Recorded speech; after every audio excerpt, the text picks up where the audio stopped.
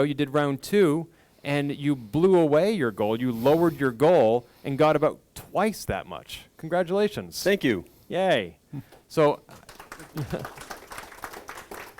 and I'll be asking you more about these experiences to come. Seated immediately next to you is Mr. Chris Torrence. Hello, Chris. Hello. How are you this morning? I am excellent. Thank you very much, Ken. Thank you for being here. So you have a Patreon which supports your video podcast series on YouTube called Assembly Lines. Is that correct? That is correct. And you also have an online shirt store, and you do a lot of other things, including be on the Kansasfest committee, but this is exclusively for your video podcast series, Assembly Lines. Is that correct? Yeah, that's correct. Do you also run ads on your YouTube videos? I do not. That's partly my decision, but also it's YouTube's decision because I don't have enough subscribers. Hint, hint, if you're not subscribed. Please like and subscribe. Good to know. Thank you. Next to you is Kevin Savitz. Hello, Kevin. Morning, Ken. You have a couple of Patreons, one for your media publishing empire, but the one we're talking about today is for your scanning and interviewing. Is that correct? That is accurate. Because you were doing the Ted Nelson scanning project. Was Right. that part of this Patreon? No, that was separate. The Ted Nelson project was a very expensive project that we did funding for separately, requested donations for that, which I tried not to touch that money for anything else. Got it. So this Patreon is exclusively for your Antic interview series. Yes, and other scanning that I do for archive that's not Ted Nelson. Got it. Okay, thank you. And next to you is Mr. Charles Mangan. Good morning, Charles. Good morning, Ken. You have a Patreon for your, for your how-to video series. And you are also one of the early adopters of Kickstarter. You did a Kickstarter for your pressure pen, which is an early pressure-sensitive input device for iOS devices. Is that correct? That is correct. And unfortunately, the first Kickstarter did not succeed, but similar to Nox Archaeus, you regrouped, launched a second one, and you succeeded. Congratulations. Oh, thank you. And that product, did it become a manufactured product where people could pre-order it, or was this something you were open sourcing? It's open source, and actually just recently I've gotten some interest from someone who wants to take the intellectual property, such as it is, and create a new product based on it. Really? Congratulations. That's just been in the last week or two. Because this pressure pen project was on Kickstarter 7 years ago. Yes, you did say an early adopter, and that's correct. So iOS has changed a lot. The Apple Pencil was not a thing back then, but there's still a place in the market for products like the pressure pen? I think partly because it would work with any iOS device, but also any Android device. Whether it has a digitizer for the Apple Pencil or for something similar or not, it's entirely sound-based. So as long as it has a microphone, it would work. Very cool. I like it. And that was actually my introduction to you, was the pressure pen. Before you ever came to Kansasfest, you were somebody I interviewed for an article I wrote for Computer World magazine about crowdfunding. So that was my introduction. Hello, Charles. Nice to finally see you at KFest. Yeah. And then there's me. I have actually never run a Kickstarter or a Patreon, but you might say I have a crowdfunding problem. I have backed 465 Kickstarters. 385 of them were successful. So, and the very first Kickstarter I ever backed was the Jason Scott sabbatical on November 22nd of 2009. So this coming fall will make a decade of me throwing money at Kickstarter. I have a similar problem with Patreon. Rather than find one artist I like and give them a lot of money, I back a lot of artists for a little bit. So I'm currently backing about 50 different artists for $1 each.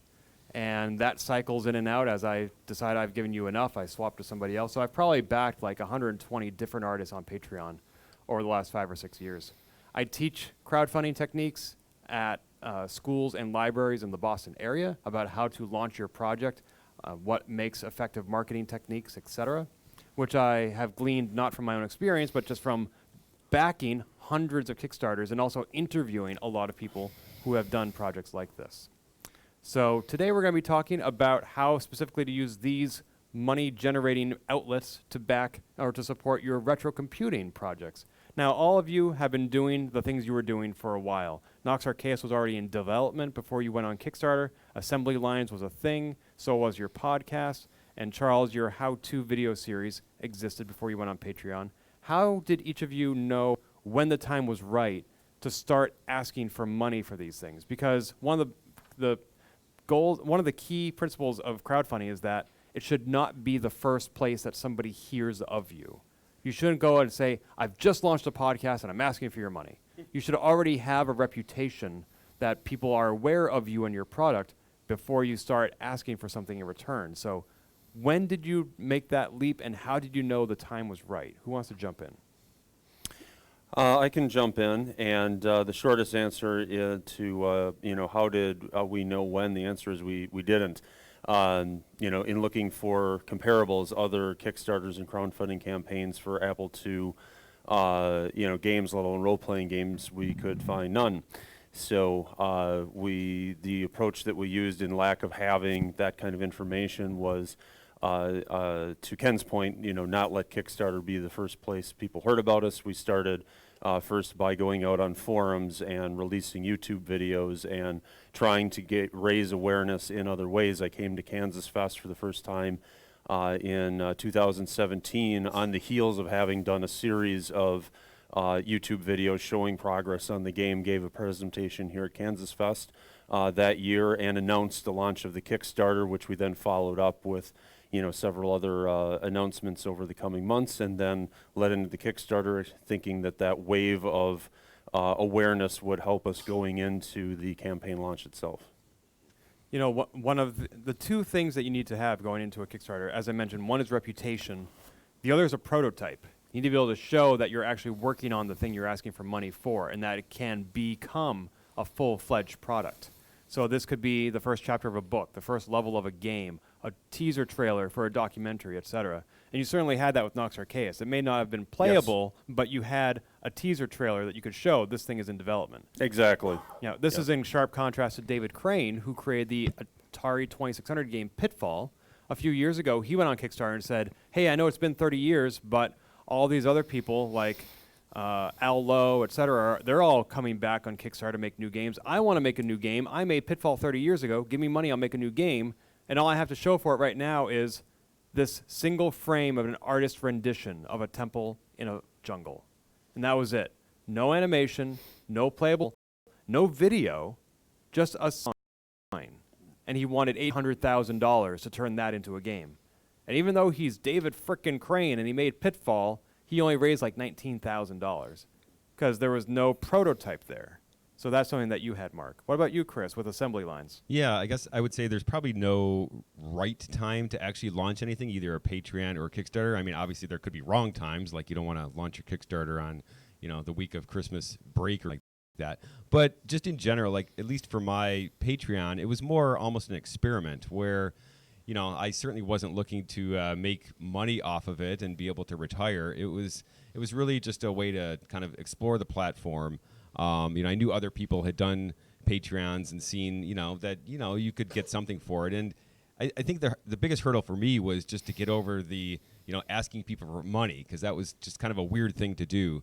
But, really, I can't remember where I saw it, but the advice was, don't worry about that. If people like what you're doing, they'll support you. And if they don't, then they won't, And so it's not like you're going out and, begging people for money or something. And so just kind of reading that helped me to relax a little bit about it. And it was also just, as far as the timing goes, it was more just an experiment to just get it out there, see what happens. If it grows, it grows. If not, then it's no big deal. And I'm certainly not going to retire off it. I think I have 24 backers right now on Patreon, which is great, and I love that.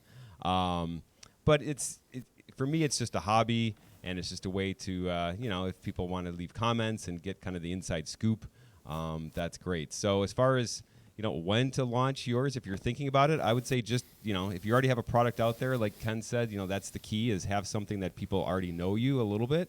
I would say just go for it. There's no right time or wrong time. I would just put it together and put it out there, and you're definitely going to make mistakes along the way, but just keep doing it.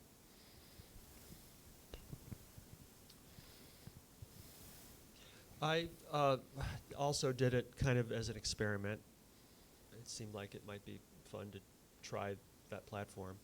For my Patreon, some people, I mean, I had done hundreds of interviews, and many people were just like, how can I help, or and so I sort of did it just to allow people to give an easy way to feel like they were helping me, and they would be helping me for the time and money I put in for the interviews. I feel I don't like selling. I don't like selling, I didn't want to feel like, I mean, this is a hobby, and I didn't want to feel like I was muddying the waters with just like, oh, and you can give me money for doing my hobby. So I don't think I jumped in with with both feet to it. I just like put it out there as a thing you can do. And at the end of the interviews, I changed like a little bumper, and instead of, if you like these interviews, give money to archive.org at archive.org/donate, which you should all do, I changed it to, if you want to help, you can give money to archive.org, or you can donate, give it my Patreon. So it wasn't exactly a hard sell. It's just like, give money to this nonprofit, or me, and people did donate and did contribute to the Patreon. And that was fine, and I appreciate that. And yet, despite my hard sell, and this is just me being stupid in my own head, when I see that people are donating or contributing, $120, $150 a month total, and I'm just like, I'm doing great work. Why am I not getting, $1,000 a month? Well, A, because I didn't want to I didn't want to sell it too hard, and B, this is a hobby, and so I contradict myself. And Charles. As far as the Kickstarters that I ran, and it's been a while, so the model has changed slightly as far as what is required before you can even launch one. When I did my first one, it was sort of shoot for the moon. If I get the funding, then I'll do the project, and that's kind of the wrong way to approach it. With the second one, I had been working on it on my own, and with the help of a couple of other designers to do the production on the 3D case and everything. And so for the second one, I was determined to make at least one of these things to work and have a working thing at the end. And so the Kickstarter was more, I'm going to make this whether people help me with it or not, so I might as well ask for help. And in that case, I was asking for considerably less, but I was also more successful. So the advice that I would give is, if you're going to do it anyway, and it would be nice to have the funding to make 1,000 of your gadget versus 5 or 10 that you make in your garage, then that's the attitude to have, rather than if I get this money, then I'll make the thing. It should be the other way around. I'm going to make this thing whether or not I get the money, and if people want to contribute to it and they're interested in this thing, then that's a bonus on top. And also, you won't max out your credit cards. That's most of what I've seen. I've backed about 80 Kickstarters that have failed, and usually the final email I get from them is saying, hey, our Kickstarter failed, but we're going to keep working on this thing, and we'll be back. It might take longer, and it'll be a smaller product, but it'll still exist. So to your point, Charles. I'm interested in knowing what your goal was with the money you're going to receive, and that's a different question based on whether you're using Kickstarter or Patreon. But for example, with Chris and Kevin, I'm curious to know, was this money you were going to be using to reward yourself? Were you going to be using this to offset expenses? Were you going to be using this to level up your equipment and reinvest in the show?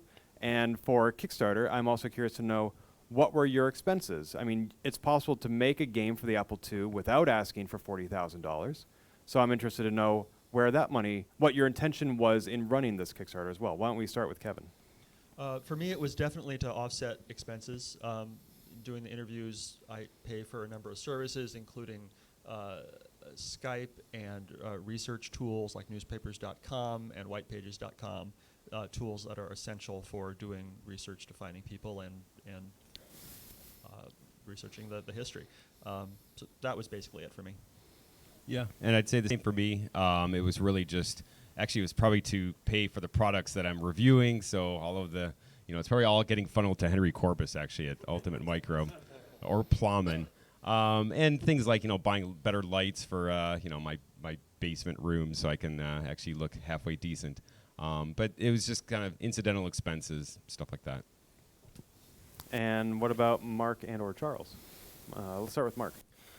Well, for Noxer Chaos, it was all about the physical rewards. To Ken's point, it doesn't take $40,000 to make an Apple II game digitally, but to get the box, the cloth map, the manual, the artifacts, and all those things in there, that's where a lot of expense, of course, comes about. And our commitment was always, we're making the game, we're making Noxer Chaos no matter what. It will be available digitally no matter what.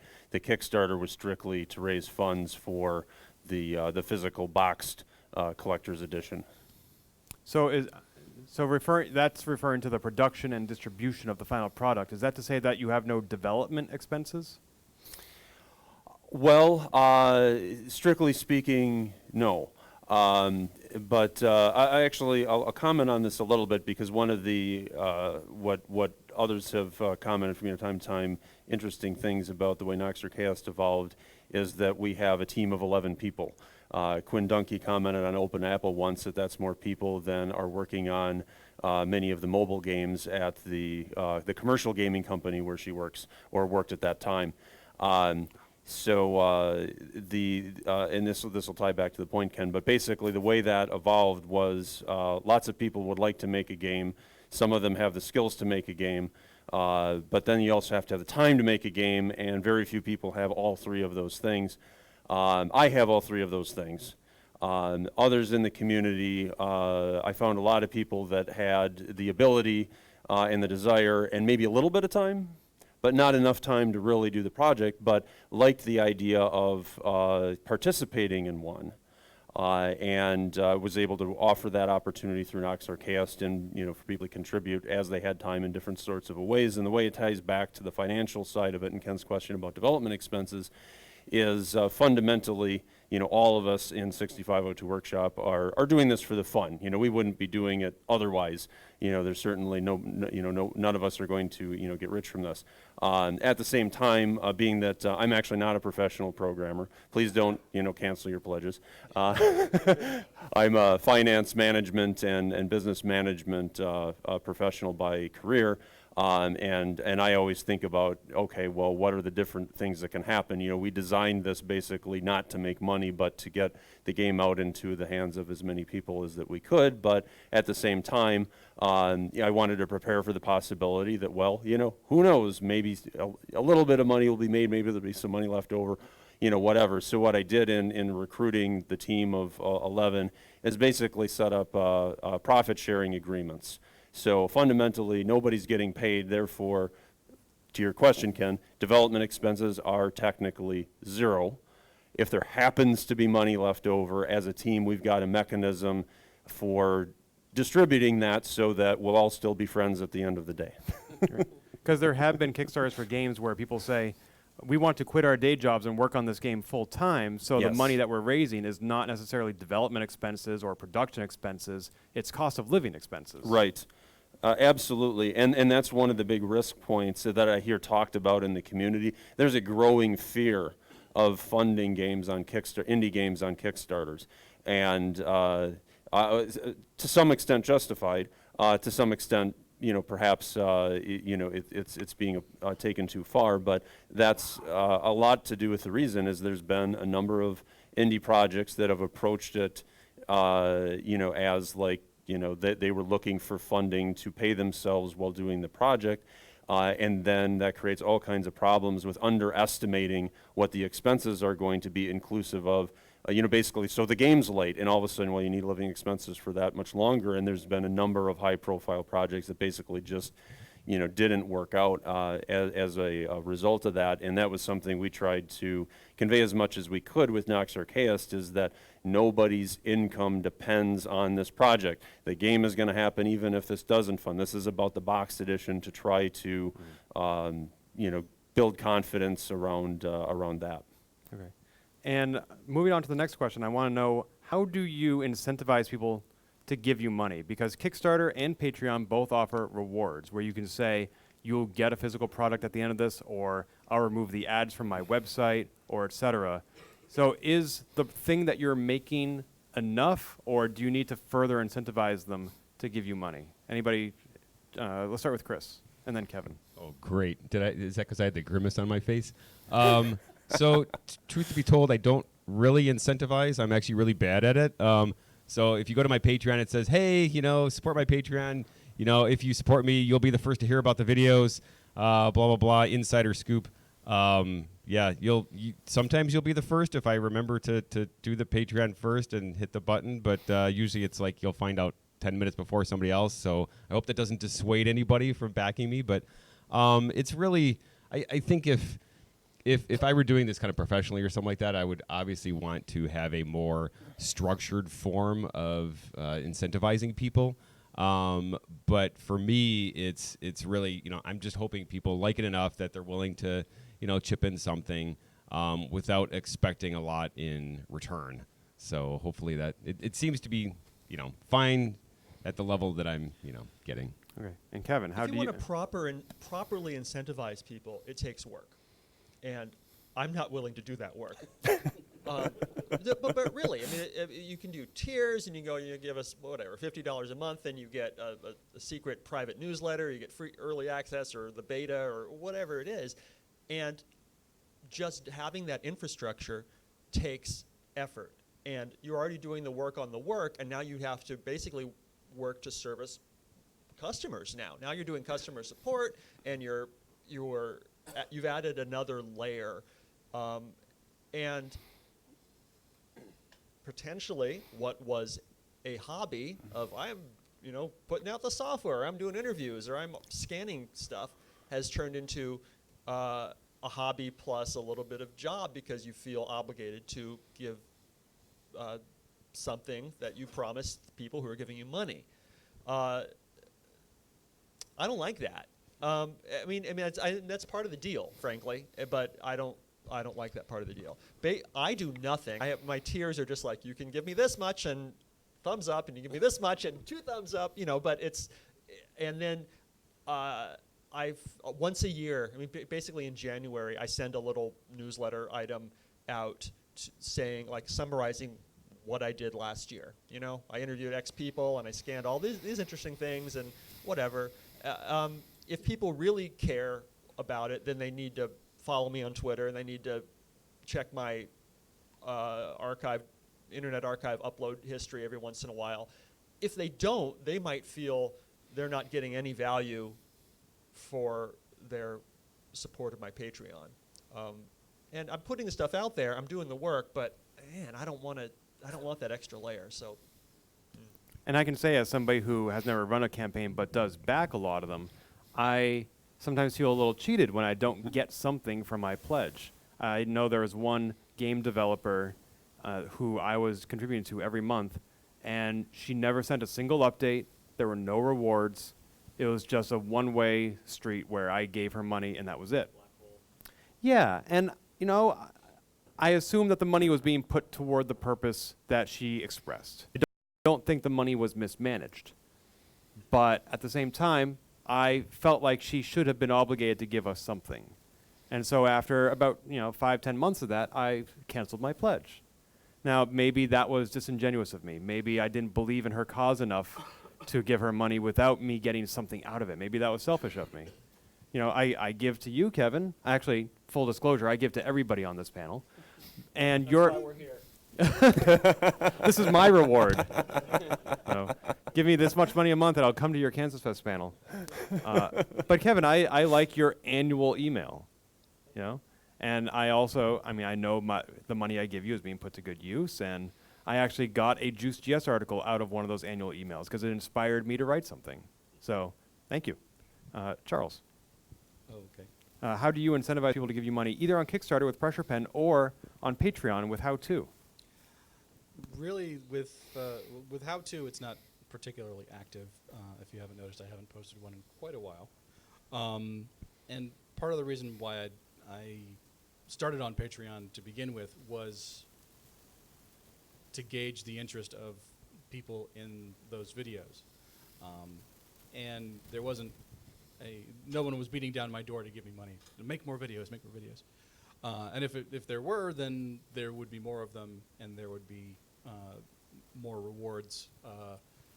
Like if I'm building something or making something, maybe you could get one.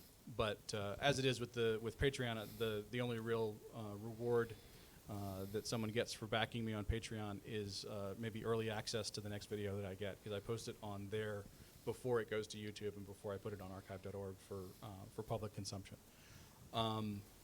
If it were to take off, then I might get T-shirts printed up, and you get a T-shirt if you back at this level, that kind of thing.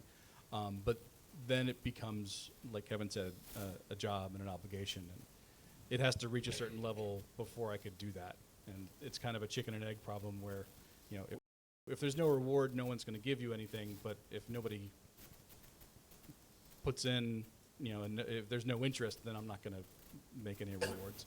And as for the Kickstarter, the rewards were things like, getting one of the product at the end, or getting a product with the extra replacement tips, or just getting thanks on the website, or getting a signature edition, that kind of thing. So the reward really was the thing itself, as opposed to something on above and beyond what I was making. Because that's one of the things about Patreon. As I said, it's important to have a reputation, and that usually means you're already doing the thing that you're asking for money for, and you're usually doing it for free. So they can get your videos without dropping a dime on it. So you're saying the reward is the video, and that's the donation on Patreon is their way of saying thanks for the thing that you're already making. In my case, essentially, yeah. Okay. I'm curious to know how much work it takes to maintain these crowdfunding campaigns, or in the case of Kickstarter, to run it for that 1 month. I have heard that is as much as a full-time job to run a Kickstarter. I have interviewed several people who have done Kickstarters, and they say that they have no social life for the month that Kickstarter is running, and they do as much work as possible to have everything written beforehand. Like when they hit the $10,000 out of the $20,000 they're trying to raise, they already have the blog post written and the animated GIF of them jumping up and down and dancing, so that when they hit the goal, all they need to do is publish, as opposed to scrambling to say, oh, we now need to celebrate that we made it this far, and adds that much more labor into that very compressed time frame. So, Mark, you have run 2 Kickstarters. One of them ended just 2 months ago. How much work was that? Not just preparing for it, but the actual execution. Sure, and I can speak to it from the standpoint of running a campaign that didn't fund and running one that did, as to how much work it was. And what I found is that in both scenarios, it was a lot of work. If the campaign doesn't fund, you're going to be scrambling, trying to do things to get it to fund. If it does fund, or is on a trajectory to fund, just the reality of that success is going to create work in a variety of other ways. So, if you kind of go through there is no like Kickstarter manual, but if you do your research on a Kickstarter and kind of identify, here's the things that you need to do, it will seem like, oh, well, I can get this all done in advance and hit the start button, and I need to respond to some emails here and there, but I should be on autopilot. And I found that, and I think Chris would agree, that is just not the case. We were actually on the second campaign up at 2 o'clock in the morning on the first day, basically brainstorming to add a couple additional high-end tiers, because the first day went so well that it entirely sold out. And I suppose one could argue that, well, we could have made it not a lot of work by just simply saying, okay, everything's sold out, we're done. And I guess it still would have succeeded. And, but that was inconsistent with, our mission. We wanted to give everybody, the opportunity to get the extra special rewards. So we wanted to create some more and some things like that. So I guess with that in mind, I also want to say that, if the time commitment seems, too onerous, you may not want to let that stop you. I mean, it's theoretically possible to run a campaign and really trim down on the amount of time. You just have to be prepared to focus on what's absolutely critical, be prepared that there's going to be a lot of things that you want to do that aren't going to get done, a lot of things that people are telling you that you should do that you're not going to be able, you may not be able to respond, to, lots of people. I mean, I think it could be done on a more minimal, time commitment. It's just, would require really adjusting expectations on that. And Chris, I'm sorry, Charles, you want to jump in on that? I was going to say, if you're thinking about doing something like Kickstarter, you're putting yourself out there into the public, and you're going to get a lot of ridiculous questions and ridiculous suggestions. So be prepared for, I'm going to say weirdos, but weirdos to come out of the woodwork, because you're basically selling them an idea that you have, you've raised like a child, and now you're putting it out into the world, and some of them are not going to like your child, or they're going to think that you're dumb, or that it's dumb and it's bad and you should feel bad. But don't be discouraged, because really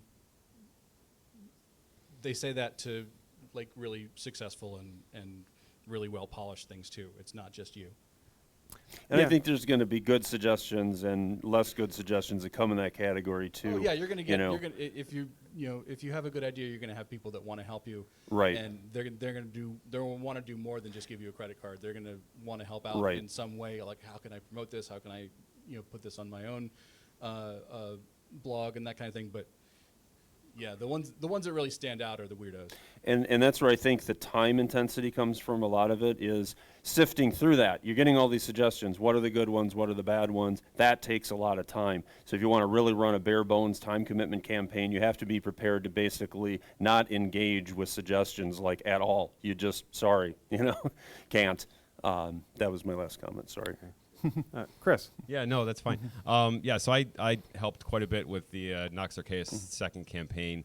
And I guess I would say, it sounds scary, right, to listen to all this, like, oh, it's going to take a ton of time. But I think one of the keys is also just the upfront preparation.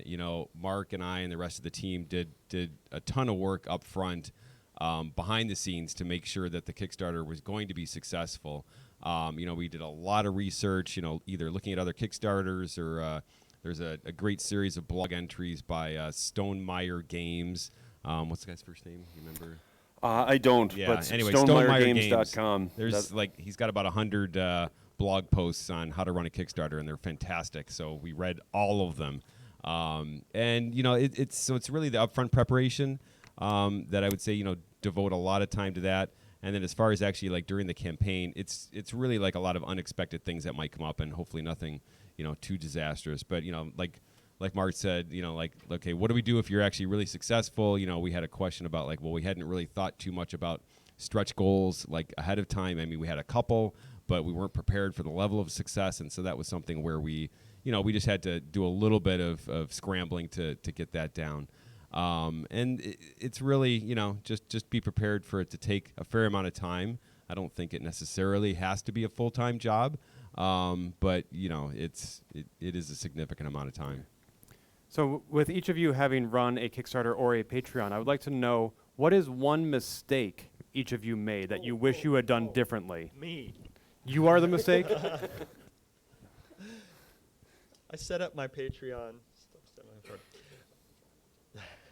I set up the Patreon for my interviews and stuff in March 2017, and I've watched it during that time. I get the little reports from Patreon, like, oh, you made $100 a month, you made $130, and I think I told you before this talk, in preparation for this talk, that I didn't feel like it was nice, and I appreciate it, but it's not really affecting my life. It's not, paying some bills, and it's not really changing anything for me. Well, so I logged into Patreon this morning in order to get some stats for this talk, and I saw that I had never linked the Patreon to my bank account, so they had never actually transferred me any money, and they owe me $2,400. So that that might be nice once I actually get a little bit of money. That might move the needle a little move the bit. needle a Pay little some bit. bills. Yeah, so my mistake I made was not fully setting up the account when I set up the account. Lesson learned. Charles. I'd say being too ambitious at the start can kill you, especially with an all or nothing campaign like Kickstarter. And there are other crowdfunding platforms than Kickstarter for different kinds of projects and different funding approaches. So some of them are all or nothing. Some of them are, you get what you get, and there's no real downside to not making your goal, other than you didn't make your goal. You still get what people pledge to you. But being too ambitious and sort of overstepping your bounds and not realizing that what you're doing is essentially signing up for a full-time job. Not signing on friends and family first would be a mistake that I made. Oh, you should. Yes, you should definitely sign on your friends and family and tell them what you're doing, because they're going to be there. If you get right to your goal and there's just one day left and you're not going to make it, get them to push you over the finish line. Whether it's just with moral support or with personal loans, getting you over that finish line. But also, tell them what you're doing. Don't do it in a vacuum. Your mom or your grandma might not understand a lot about this retro hobby that you have, but tell them and say, I'm trying to get money, and if you want to share it with your, here's a link if you want to share what your kids are doing, or if your cousin happens to be in an industry and they might have office mates that are interested in it. Just use your personal network before you try using the social network, and augment that. Even if you don't like talking to your friends and family about money, it's a good source, a good resource for you. And I didn't do that at the beginning, but once I had done the first one, I was talking about it and saying, yeah, well, I may not do this project again. I may not do it anymore. And they're like, oh, what was that thing you were doing? Oh, well, let me tell you about it. Oh, well, I would have helped you out. Oh, well, okay, now I'll know that for the next time. The most heartbreaking experience I have ever seen on Kickstarter was a project I backed, a company in Boulder, Colorado, back in 2012, was trying to make a modern version of Mule, that classic computer game. They were asking for $80,000. Kickstarter is all or nothing. They fell short by $20. They raised $79,980, and they got nothing. And I can't help but wonder, who else could they have asked? So, One other little thing. If you do a Kickstarter and you get the funding, you better friggin' deliver. There's a couple of times when I had Kickstarted a thing, and they got their money, and then they didn't deliver the product. And this is years ago, and it might have only been $100 or something that I lost, but it still pisses me off when I think about it. And they're never, angry, and will I ever trust this company again? Absolutely not. So, everyone has high hopes, but man, if you get that Kickstarter, that sweet Kickstarter money, you better, put out the product that you promise. well, two responses to that. One is Kickstarter is not a store, but also when I give a workshop on how to run a Kickstarter, I always tell them if somebody asks for a refund, give it to them, because paying them back that $20 is more valuable than dealing with them complaining at you for years. There is one company that I backed their Kickstarter. It took them 5 years to put out the product, and every time they issued an update telling them about the status of the project, there was this one guy complaining, where's my money? Where's my money? I want a refund. I don't want the product anymore. I want my money back. And they had to deal with those comments for 5 years before they finally shipped the product. I was like, why not pay the guy to shut up and have him go away? That would be better for your mental health. Chris and Mark, briefly, one mistake you've made. Yeah, just real quick. So I would say, if you're doing a Patreon, think carefully about how you actually structure the way you're getting the money. So there's kind of two different ways you can do it on Patreon. You can either do like a per item, per video, per blog post, whatever, or you can do it monthly. And the difference is, it depends on whether you're doing it like for a hobby or for a living. And I think one of the mistakes that I had originally made is I tried to do monthly, but the problem with that is then you're really expected to get something out every month because the people are paying you no matter what. And so that was bad for me, because then it was kind of like putting pressure on me to get something out when maybe I didn't have to anything to do that month for a video. And so I would say just think carefully about how you're structuring your campaign or your Patreon. In my case now, I'm just doing it per video. And sometimes if it's just like a personal video, like I'm launching my T-shirt store, I don't charge my Patreon people for that because that's just weird. So think about how you should structure it, and whether you want to do it for a hobby or whether you want to ask people for like a monthly donation. It's interesting. I attended a Patreon panel at GamerX a few years ago, and I asked them, do you recommend per product or, per creation or per monthly? And they all said monthly, because it's the only way to make sustainable, predictable income. So there are arguments for both. Yep. Not sustainable or predictable. No argument here. Mark, one mistake you made. Definitely setting the funding goal too high in the first campaign. We set the funding goal at roughly $40,000 and raised roughly $20,000. The second campaign, we set the goal at $8,500 and we raised $40,000. I think we were within like 10 or 20 bucks of the goal of the first campaign. There were definitely other factors involved that led to the level of success that we had in the second campaign. However, I'm absolutely confident that having the lower funding goal helped. People get a lot more excited about a project when they see first that you're closing in on that funding goal, and then that you've passed that funding goal, especially if it happens quickly. I mean, the amount of buzz that was generated throughout retro space when we hit the funding goal in the first 2 hours was just phenomenal. And that just wouldn't have happened even if the same dollars had come in the first day. If the funding goal was still distantly off, that excitement just wouldn't have been there. And that's tricky to do, to financially engineer things such that you get the goal low and you're not putting yourself in a situation where you don't collect enough to actually do what you're promising. Nobody said this was easy, but it is a mistake that I think that I made, setting that goal substantially too high, and that's what I wanted to share. Thank you. I know we're at time, but I'd like to ask one more question of the panel. Is it okay if we run a little long? Thank you. I do a lot of things that I derive no revenue or income from. I write a weekly Apple II blog post. I host 2 podcasts, Polygamer and Transporter Lock. I edit Juice.js, and most of my YouTube videos don't make any money. Should I launch a Patreon to sustain these activities, and why or why not? So let's start with Mark and go down the line. My instinct is yes, because I haven't run a Patreon, but from what I've seen, Patreons are fairly successful for content sites that are for sites that are producing content on a regular basis and that have an audience, and yours do.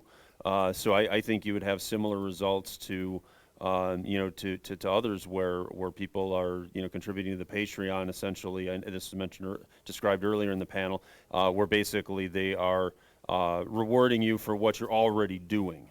So I would see no reason why you wouldn't be as successful at that as others. All right. Chris? Yeah, I would completely agree with that. I would say if you have an idea and you're already creating content or something, it's easy to set up a Patreon. And as Kevin and I think both showed, it's also easy to run them if you don't do very much. And it's just letting people who are already like you and already appreciate what you're doing just support you in another way. Kevin? I'm going to say no. I'll be the contrarian here because I think Juice.js is hopefully already profitable for you on its own. The other things, you have a full plate of things that hopefully you're doing because you love them, the podcasts, and don't pile on with something that you have to do, because I know you and you're going to feel obligated to over-deliver to your Patreon subscribers. And if you could use that time to put out another Polygamer podcast or or just go for a bike ride, and that's way more fun than supporting Patreon people. So keep your hobbies hobbies. Which one of the many things that you do would you want to do as a Patreon? Or would it just be the Ken Gagne project? Well, that's a good question, because it would be confusing to lump a weekly Apple II blog post with a monthly podcast about diversity in the game industry into one Patreon. So if I had to choose one, I would probably go with, let's say, my diversity podcast. Okay. In that case, then I would say yes.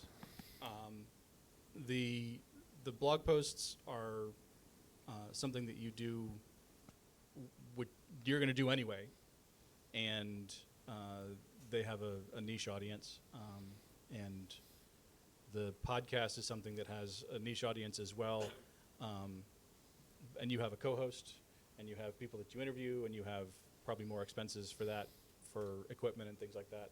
So it'd be nice to have the occasional way to offset some of those costs. Writing for the blog or doing some of the other things don't have much of an overhead, and if you're trying to find a way to incentivize that particular thing, it would be difficult unless you exclusive access to the archive or something like that would be kind of ridiculous. Although now that I've said that, I might need to rethink which product I would try to monetize, because I've been accused of trying to profit as a straight white cis man off diversity in gaming. So maybe I don't want to make money off that podcast. Maybe it should be something else, but that's a different topic. We have time for maybe one question from the audience. Does anybody have a question? Back there, Olivier.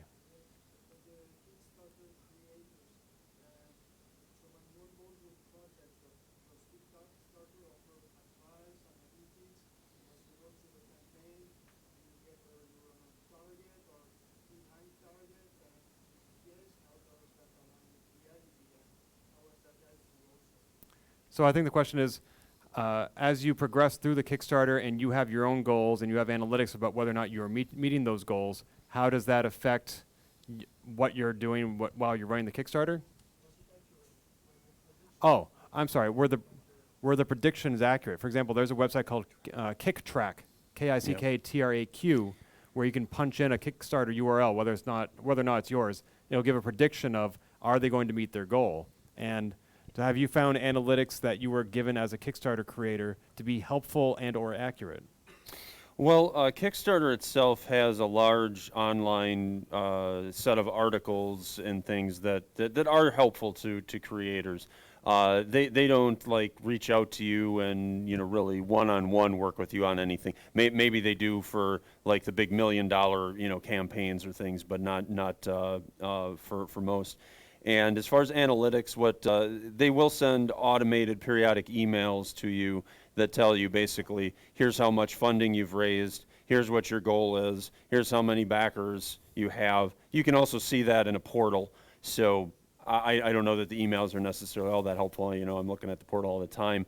But there's a third-party site that runs a Kickstarter. Charles Mangan. I also want to mention that there is more diversity of people who are using crowdfunding for retro computing than might be seen on this panel, and I regret that those voices were not heard today and that they were not at Kansasfest, but I do hope that you will find those creators and these creators and back their projects. So thank you.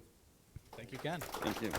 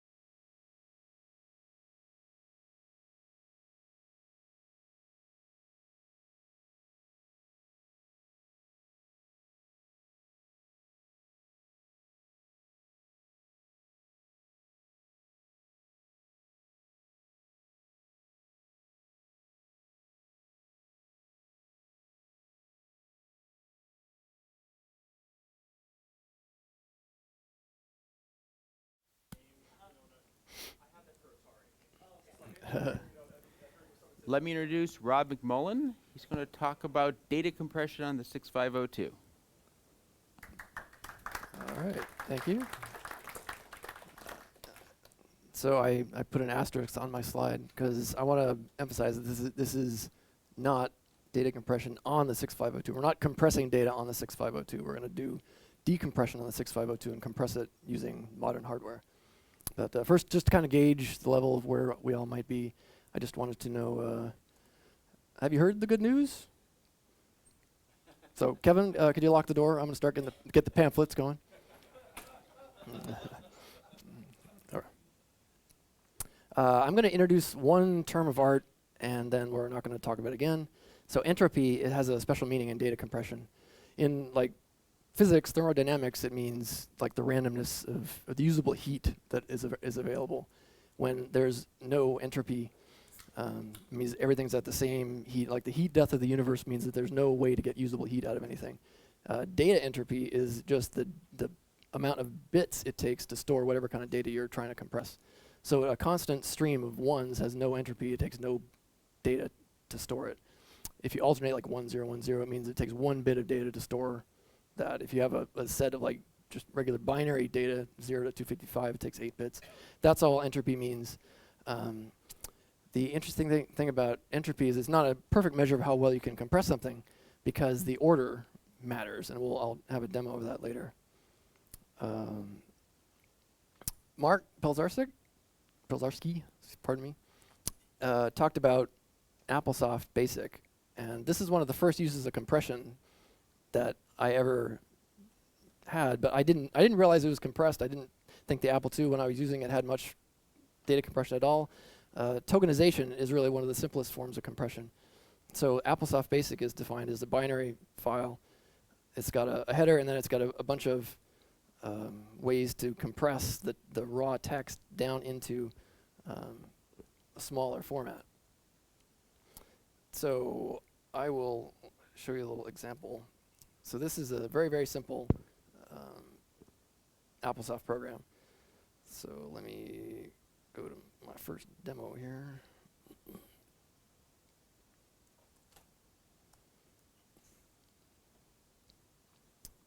Get rid of some of this stuff. This is Omnivore. It's a program I've displayed before. It's kind of my hacking program.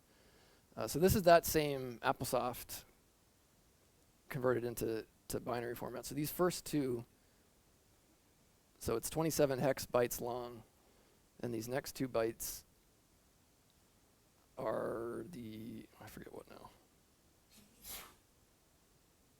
Gotta go back a slide.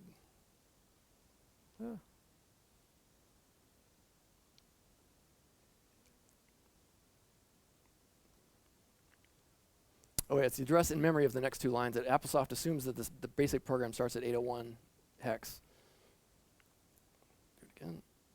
So it says the next byte is at 80F. Then this is the line number 10. And then this starts with the tokenization. AppleSoft tokens start with the high bit set. If it has the high bit set, it's a token. If it has a low bit set, which you can see over here, it's just plain old ASCII text. And a 0 ends the line. And then you come to the next line.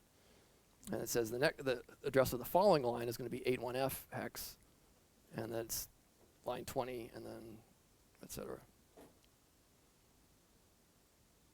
So back to the show.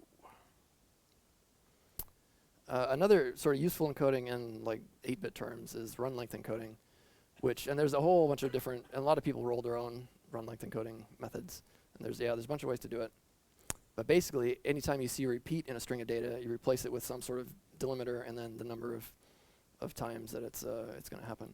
So if we try a simple example, this first example won't compress very well because there's not a lot of repeating stuff. There's only repeating stuff here near the end. But so if you just use a simple example where we take assume the input's only alpha, and then we use numbers to indicate a repeat. So you have this big string of stuff that's not compressible, and then finally you get to 1. There. If you have data that's better suited for run length encoding, and you have a bunch of strings of stuff, then you can see there's there's a definite savings in that. This is still it's kind of a basic technique. It's useful in some instances, but you'll find with compression that you have to pick your algorithm carefully. This is a variable length coding. Huffman coding is one of the first. It was it's not Felicity Huffman. It's David Huffman, who's the guy who came up with this.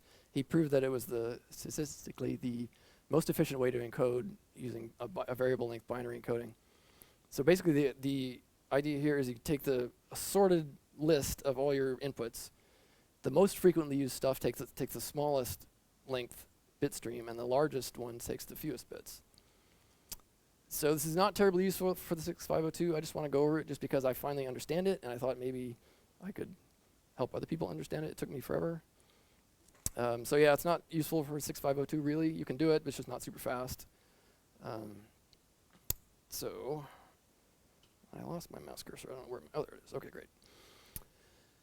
So if you take this string, and you sort it, it's got lots of A's, some C's, and then the fewest number of D's. So as a naive approach, thinking, okay, let's try a variable length encoder. Say, oh, okay, let's try, give the A that. And so then we try to encode. So we see an A, we get a 0, we get a B, a 1, So you get this bit stream, which it's great, it's very compressed. But then how do you decode it? The problem being is that this 0 could either be an A or the start of the C token. So there's multiple ways to decode it. What Huffman encoding does is it takes you start with the lowest, the fewest occurrences, and you get these, you start with 2. We're going to make a binary tree that we're going to be able to march down and find the encoding. So the lowest ones are the D and the B.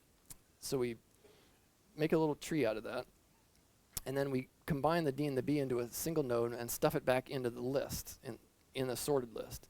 So now our list looks like D and B, which still have a lower count than either C or A. So now, if we start with this, what's the lowest? So we have D, B, and C are now the lowest. So we take this tree, and now look at this top tree here. And then the D and B tree is existing here. Now we take the probability of DB plus C, which turns out there's 19 of those, and there's only 16 A's, insert it back in the sorted list again. And then we do it again. We see, okay, and the convention here I was using is the lowest one with the fewest numbers was on the left of the tree, and one with the largest was on the right of the tree. So we get this tree. Well, what does that do? So now it gives us the ability to come up with unique tokens for each one. And this time there won't be any that have a prefix that is a different token. Oops, back. So A being the fewest, and the way we generate this is actually we start here at the list and we just march down. So on the left side we have A, so that gets a 0. On the other side we come down to this group of tokens, but we still don't have a terminator yet, so we go down again. On the 0 side we still don't have a terminator, and finally we get to D, so that's where we get the 111 for that. Do that for the others, and we have this unique ordering. And now when we parse this thing, or actually when we encode it, we come up with a bit stream. Come up with a bit stream that will be decompressible uniquely. And the way we do that is when we first start coding, we can see a 0, and does that start anything? Well, it starts with A. The next bit we see is a 1, and it's indeterminate, so we have to take another bit. And now 1, 0, there's no 2-bit code that has a 1 and a 0, so we have to keep going. And now finally we have one that matches uniquely, and then we can output in the B and keep going down. And this is, it's the basis for a lot of common encoders. A lot of things we use other encodings and then use Huffman encoding to sort of pack the dictionary tables that they use.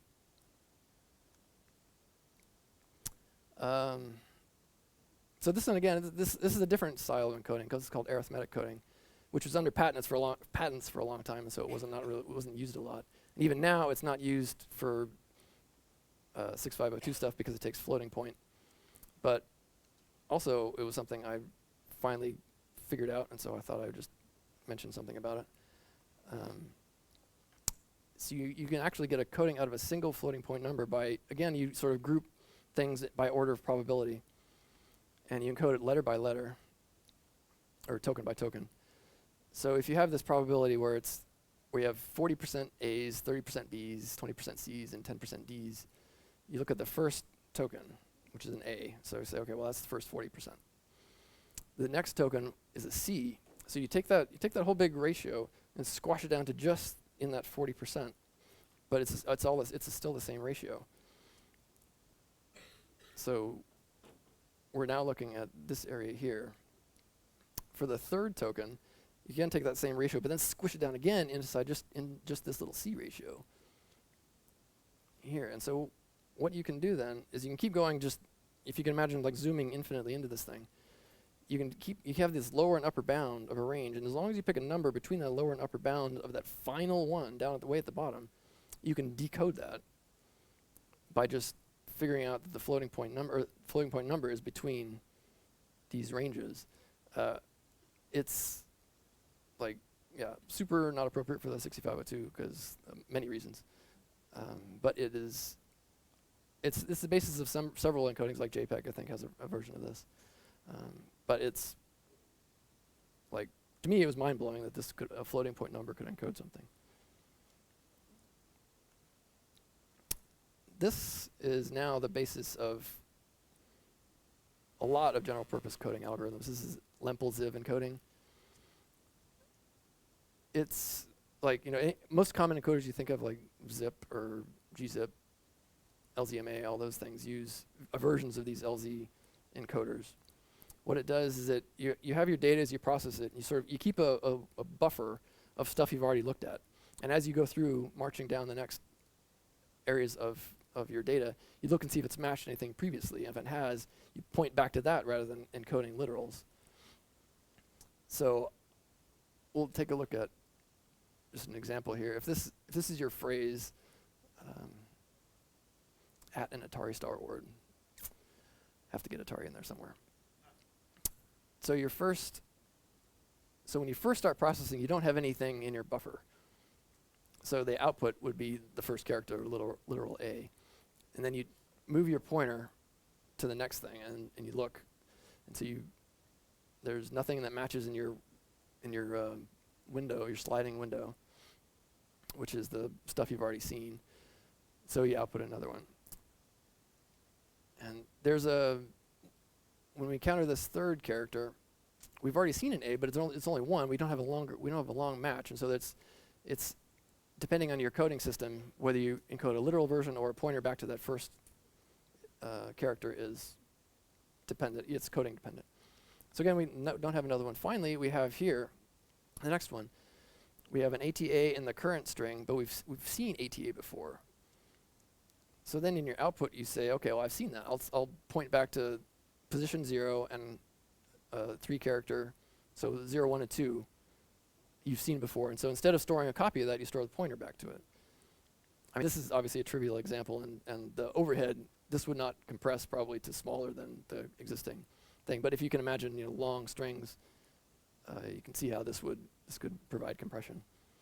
And you continue marching down, and then as the window fills up down here, you see it starts chopping characters off the front and adding characters on the back. And so that's how you can do this kind of coding in like a finite amount of memory. There's a bunch of trade-offs you can make as to how big your sliding window is and how much memory you have. But that really is the basics of LZ encoding, which is not as scary as I thought it was. LZ4 is an algorithm that is, finally, we're now getting to stuff that's particularly appropriate to the 6502 because it's integer-based. There's no bit stuff in there. It's all really just integers.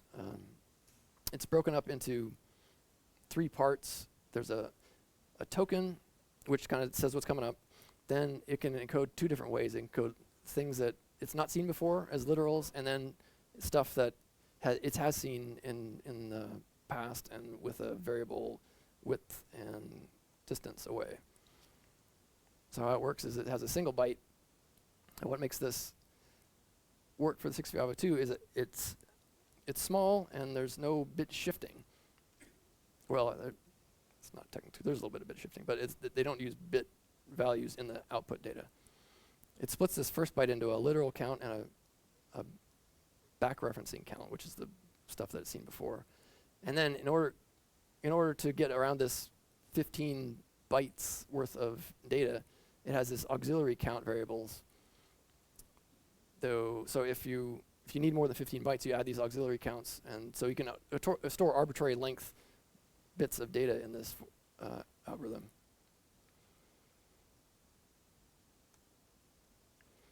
And so I'm going to get into some more examples now of stuff that we can do, so it's demo time.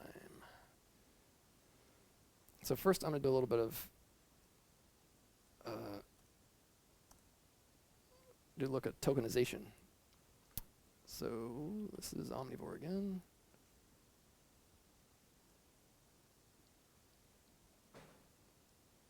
Oops. Just gonna add a hex viewer. Okay. So this is a Jumpman level. This is Kevin and I have been working on this for the Atari.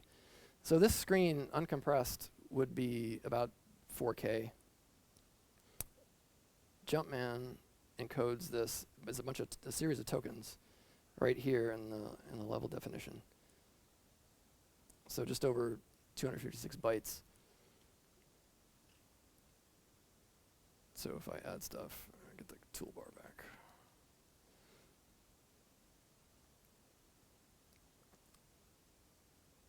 If I add stuff, you can see the data here changing, and Jumpman is able to draw this whole 4K screen in just 256 bytes by using these little tokens. So this is an indicator, and then I gotta have an offset and a length, and then another. And so tokenization is a very useful feature because you always know more about your data than a general purpose compression algorithm. So if I ran this screen through even LZ4, it wouldn't get it that close. So tokenization is always an option. Let's see, what am I doing next? Oh yeah.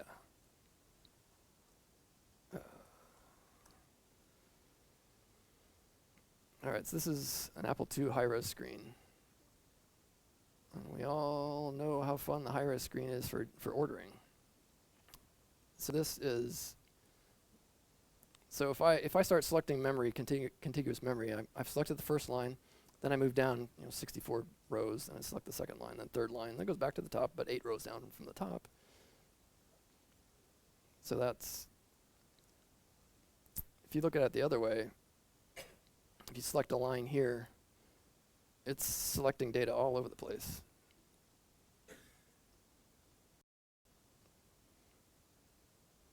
So how does that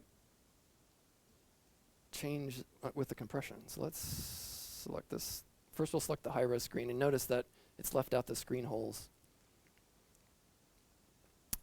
We'll compress it with LZ4 here. Get rid of the disassembly. So we've got, almost 3 pages worth of data compressed. If we go back over in the hex, and if I try to select all of it, I'll get the screen holes, which won't be a fair comparison. So for some reason, it's broken if I try to select in one view and copy in another view. So I had to make a special command. Select high res without screen holes. But so now I'm going to copy using this viewer and generate a LZ4 compressed file. Assembly. And so we've almost added an entire page. So even though it's the same data, the order that it was presented in makes a huge difference. So that is another thing to think about when you're trying to compress data.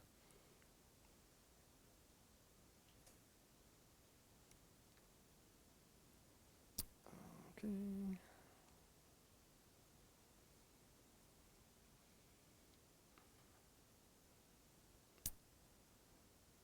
Oh, I just wanted to show, since everybody has an emulator nowadays, this is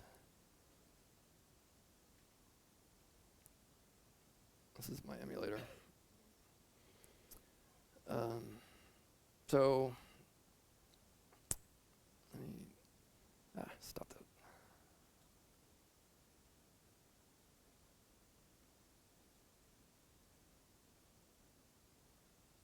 Anyway, so this is, so I'm jumping around here. I died. Oh, let's stop it before I died. And then go back again.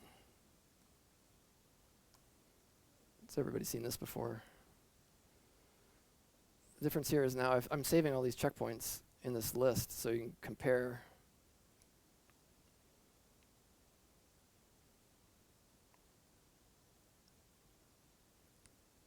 And eventually they'll be able to like tag all these with text stuff so it's easier to remember what's going on.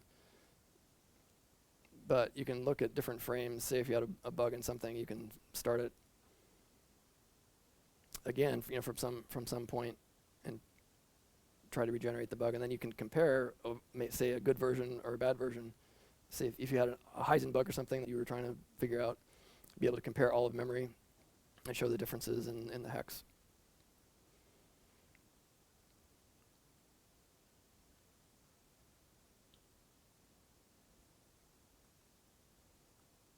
All right, and finally, let's look at some LZ4. This is Peter Ferry's LZ4 algorithm. It ran in 31 frames. So it decompressed. I think it's about 1.5 K in 31 frames to a whole high-res screen. And we're gonna pretend for a minute that Peter Ferry's not sitting over in the corner there, and we could ask him how that's done. I'm going to go through and kind of just step through and show you how you might reverse engineer something using this debugger. So first I'm doing just setting the high-res screen, and then there's some variables to set up, and there is this output variable is what is used to write to the high-res screen, or what the output of the decompressor.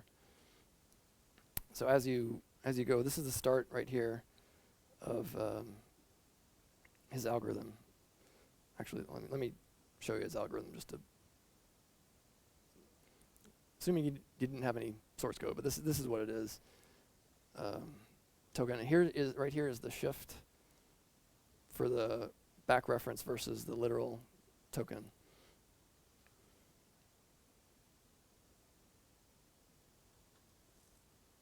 And then we can see that here. So how you might go about reverse engineering this would then you'd start marching through here. And so this emulator, I can do both Atari and Apple in this emulator, and so the Atari is based on frames, and so I just decided, okay, well, Apple's based on frames as well. So there's each frame in the Apple is 17,030 cycles, I think. 65 cycles per line, and so that's what these numbers are here over here. But you can start going down, and this is a memory access viewer, so you can see I've just written a few bytes to the first couple bytes of the hex page, or the high-res page. Although it turns out they're 0, so you can't really see them on the monitor. But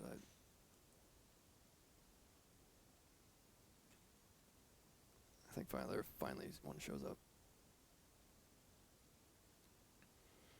So I'm debugging here. This is not an active debugging session. I've saved every machine instruction between frames, and I'm generating regenerating the sort of the history on the fly. Eventually, I'll be able to start from whatever point you want, but right now this is all static after the fact. But if I go to the next frame.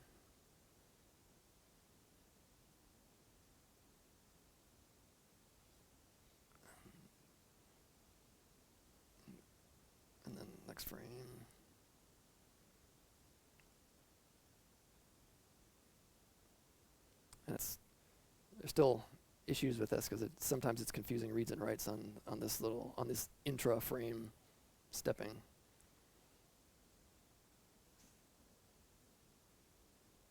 But you can go backwards and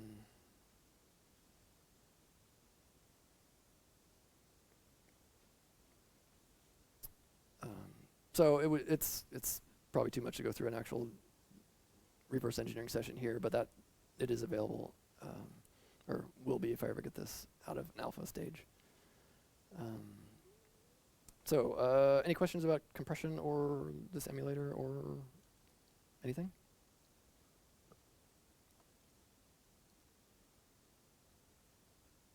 Yes, yeah.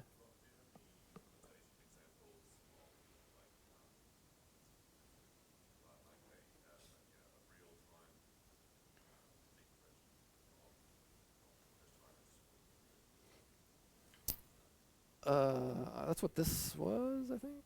Let me reboot it. Like that. Sorry, it went fast. I should have. So we can reboot it again. So this is LZ4. It was. Let me see. Where do I have it? Get hex going here. Oops.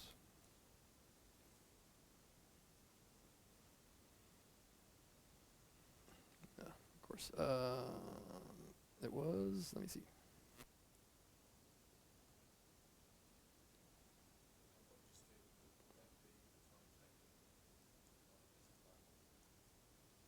It's running at, yeah, it's the same frame rate, yeah. It was 31 frames, so half a second. So 31 NTSC frames anyway. Yeah. Yeah. Let's see, where's the...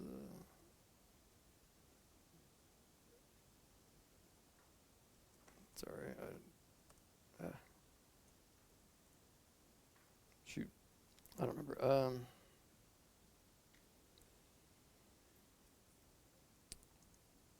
Oh, there it is.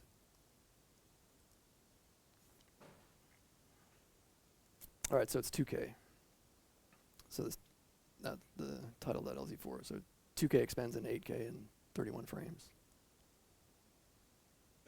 And if a straight copy would be about, well, 8K to 8K would be 4 frames, 5 frames, something like that.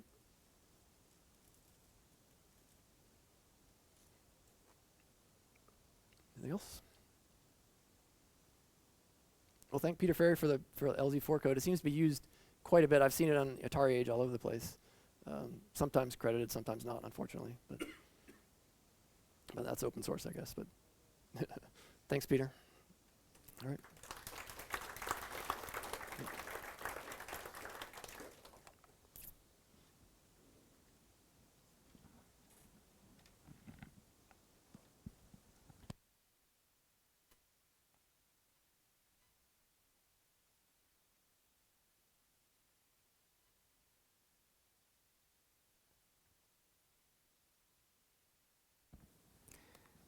Thanks, Rob. Starting in just a moment, 10:30, Mark Pilgrim will tell us how to turn your Apple II into the ultimate arcade.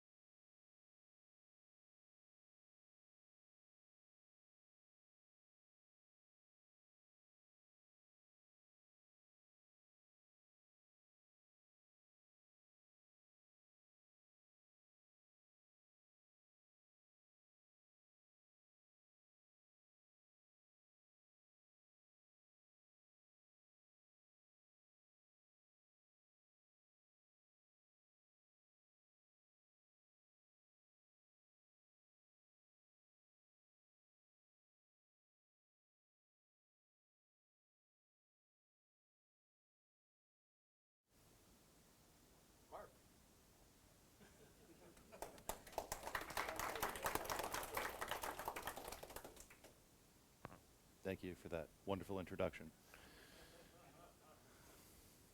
So yes, my name is Mark Pilgrim. You may have seen me here before if you've been at Kansasfest before.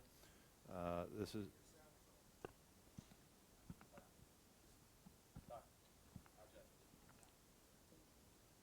My name is Mark Pilgrim. Mark Pilgrim. Mark Pilgrim.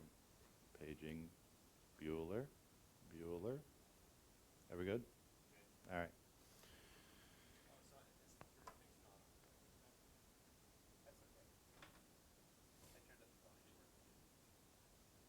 Thank you. So if you're here last year, I presented on a project called Pitch Dark, which was a front end for exploring and playing Infocom text adventures on a real Apple II. And I had an idea for doing a similar thing for other types of games. And so that is what Peter Ferry and I have been working on for the past year, pretty much 365 days.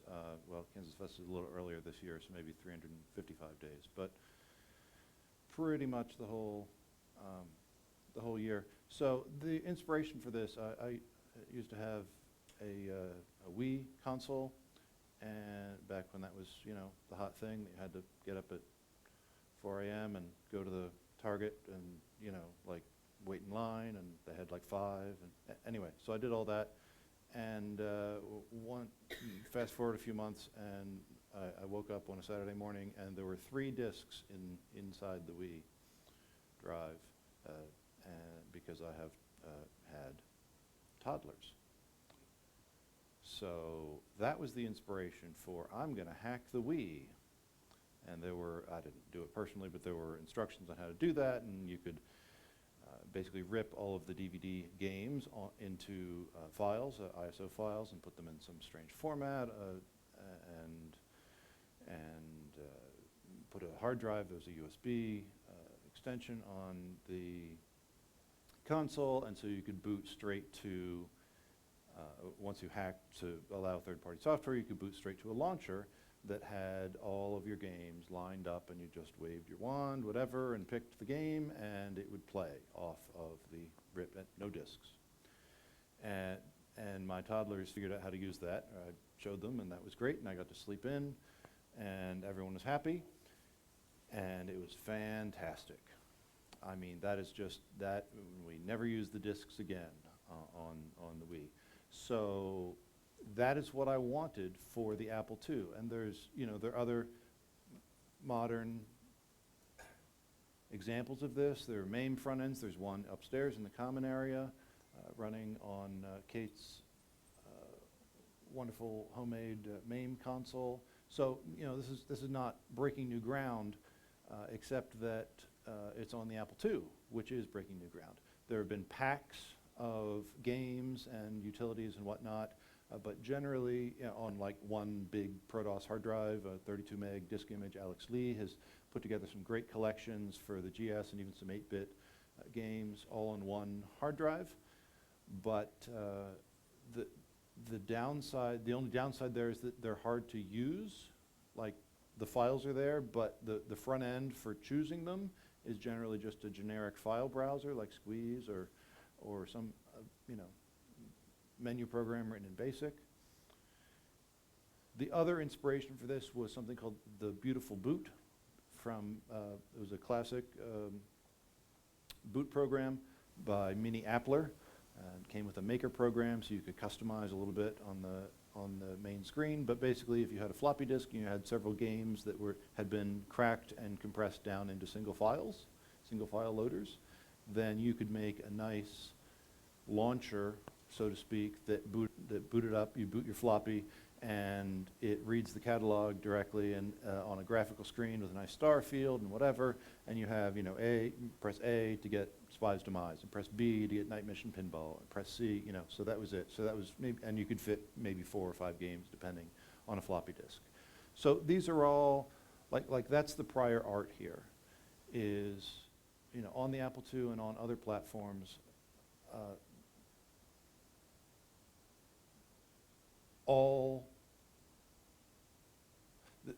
Having multiple games in a pack is not a new thing, but we wanted to do better than beautiful boot because we don't want to be constrained to a single floppy disk anymore. We want to run hundreds of games. We don't want to run 4 or 5. And we can do that now with things like CFFA 3000. Can take a 32 meg ProDOS disk image and just boot. And I use that to boot to ProCell and do normal things that you would do, that you could do back in the day on an Apple II and 80 column text and whatever. And so, and we had that was the inspiration for Pitch Dark from last year, was you just boot into this game browser explorer front end. Okay, so enough talking. If you're in the room, you've probably seen this upstairs. This is what's been on the big TV in the common area pretty much all week. And I will now boot this Apple II for a live demo, and let's see how this goes. That's it.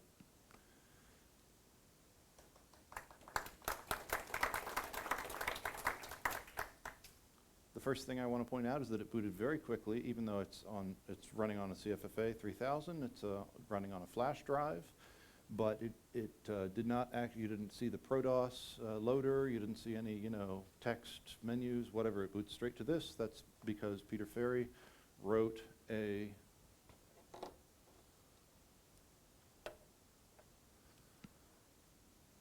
bootloader that boots directly. It loads enough of his shim of ProDOS to boot the first system file. So we're not actually loading ProDOS into memory, which gets me into the second thing, which is that I just said that we want to boot all these games from ProDOS, and now I'm saying we don't actually use ProDOS. Both of these things are true simultaneously. As you may have heard from other presentations, Peter wrote a ProDOS compatible shim library that can read and write files on a ProDOS formatted hard disk or even a floppy disk. It's being used in Nox Archaist, which you heard about earlier in the week, and we used it in Pitch Dark for some of the larger games that where we had to blow away ProDOS because we needed the space in memory. But this launches and runs, as you say, 203 games. That is specific to the machine that it's running on, because some games require 128K. I happen to have 128K, so those show up. Some games require a joystick, like Choplifter. I happen to have a joystick plugged in, so those show up. If you boot on, say, an Apple II Plus with 64K with no joystick, then you will get fewer than 203 games. It will just, it knows on startup, oh, hey, look, I don't see 128K. Oh, look, I don't see a joystick either. We're just going to hide those games and give you a set that you can actually play. So there's less frustration in actually playing because we're being smart about giving you everything that you can get, giving you the best experience that you can get based on your current hardware that we're running on. But you should know that there are some cool games, like Choplifter, that require a joystick. So if you want to play them, get a joystick. It's 2019. What are you waiting for? There are literally adapters, literally written by people in this room to use USB joysticks on Apple II hardware. What are you waiting for? Anyway, all right. So now a little bit of a demo. That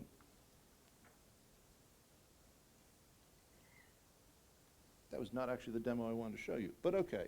So a little bit of a demo. It says type to search and right arrow to browse. You can scroll through these games one at a time.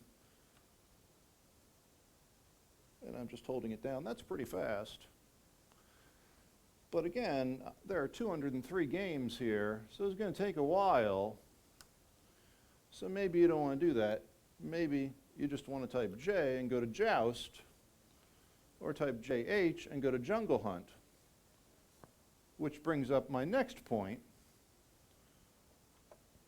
which is that we have, first of all, as you just saw, we have live search. You press a key and it changes to the title screen of that game, which is great.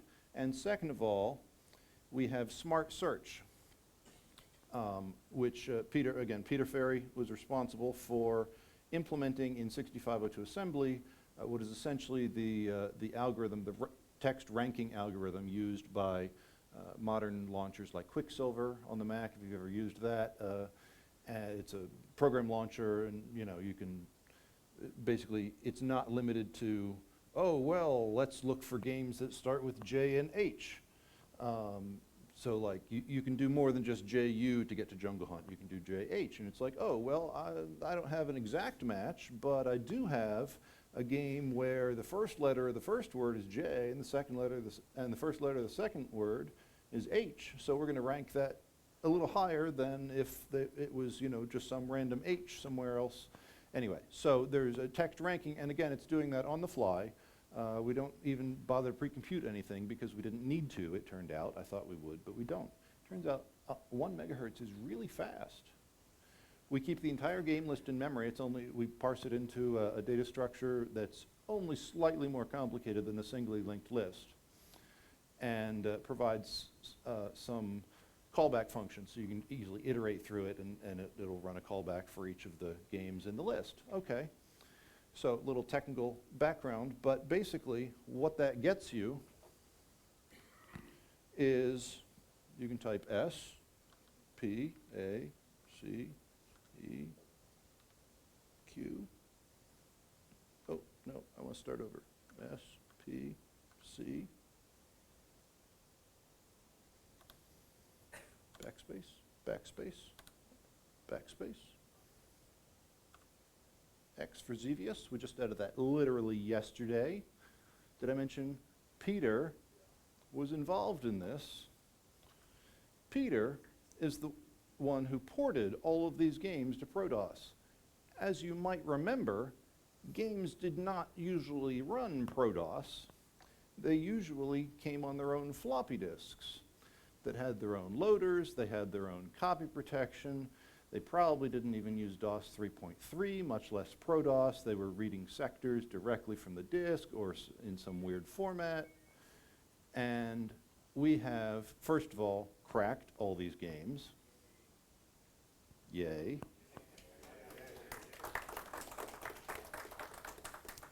I did some of them, Peter did some of them. I lost track of who did which, but it's fine. So these are all modern cracks with about 2 or 3 exceptions where we couldn't get an original disk and we really wanted the game.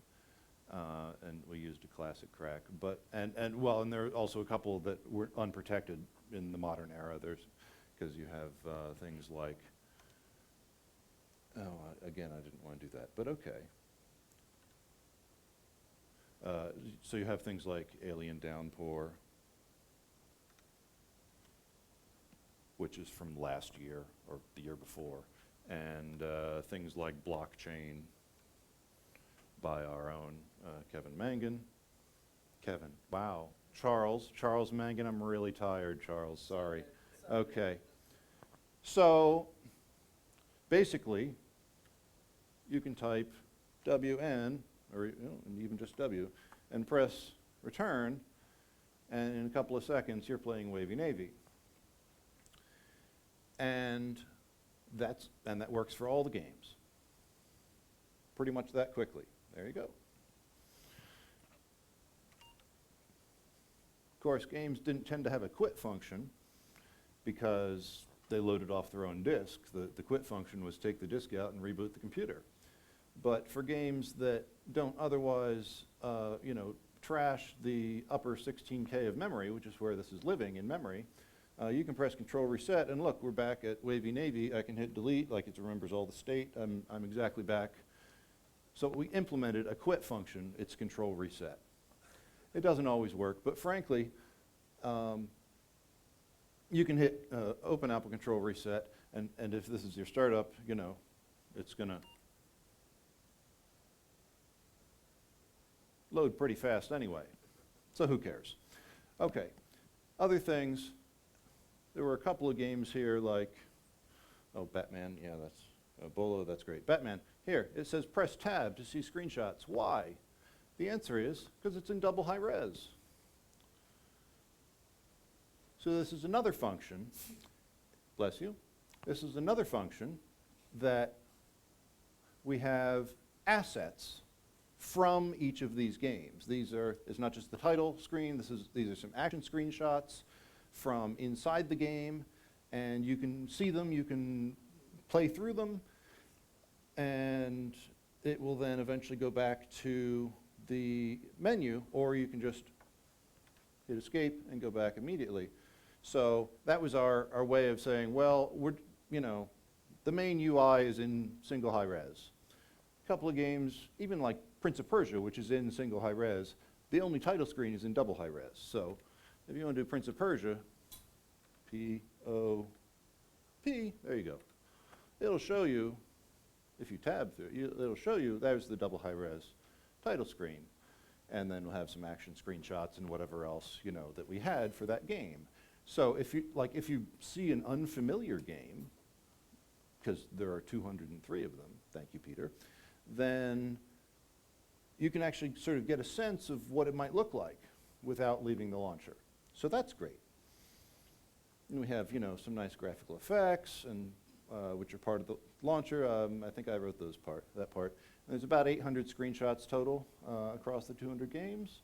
And I took almost all of those, except Peter, who actually took these. So thank you, Peter, because I didn't feel like playing through the whole game to get the really good screenshots. And the other thing,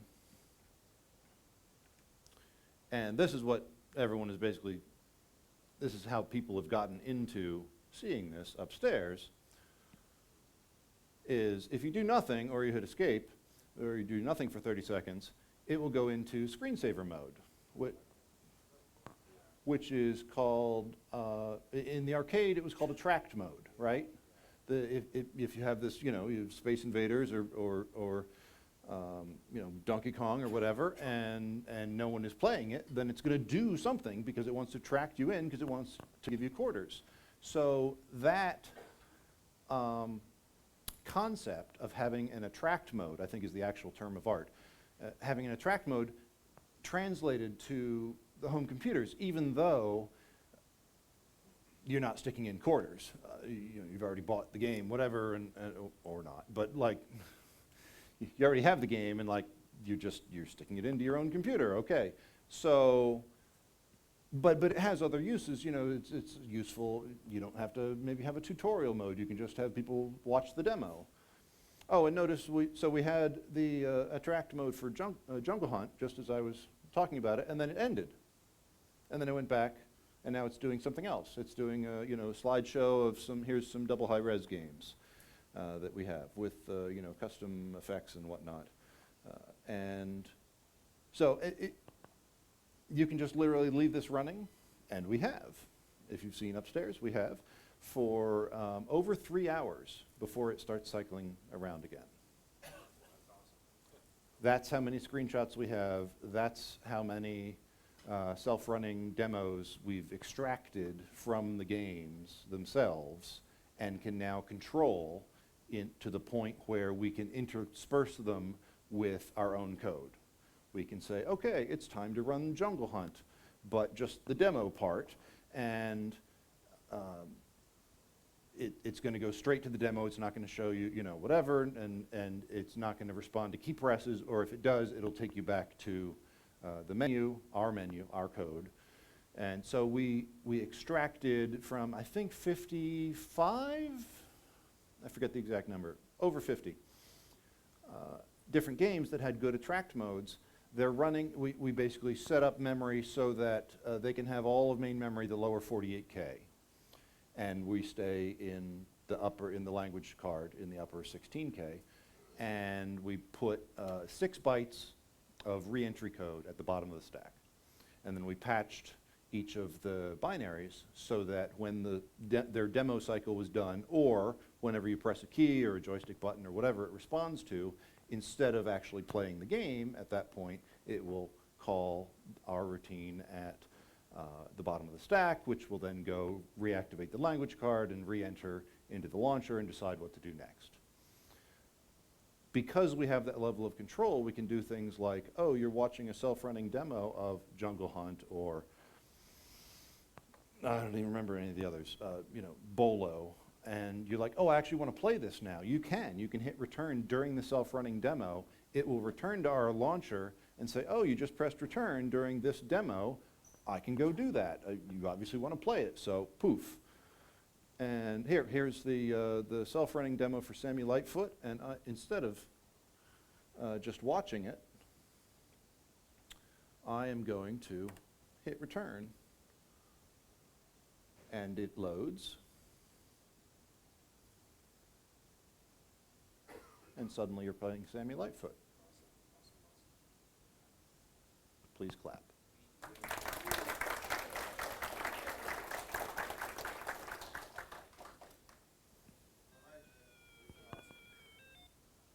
Right, I forgot I'm actually playing. One other thing I wanted to mention, games have sound. All of these, how much time do I have?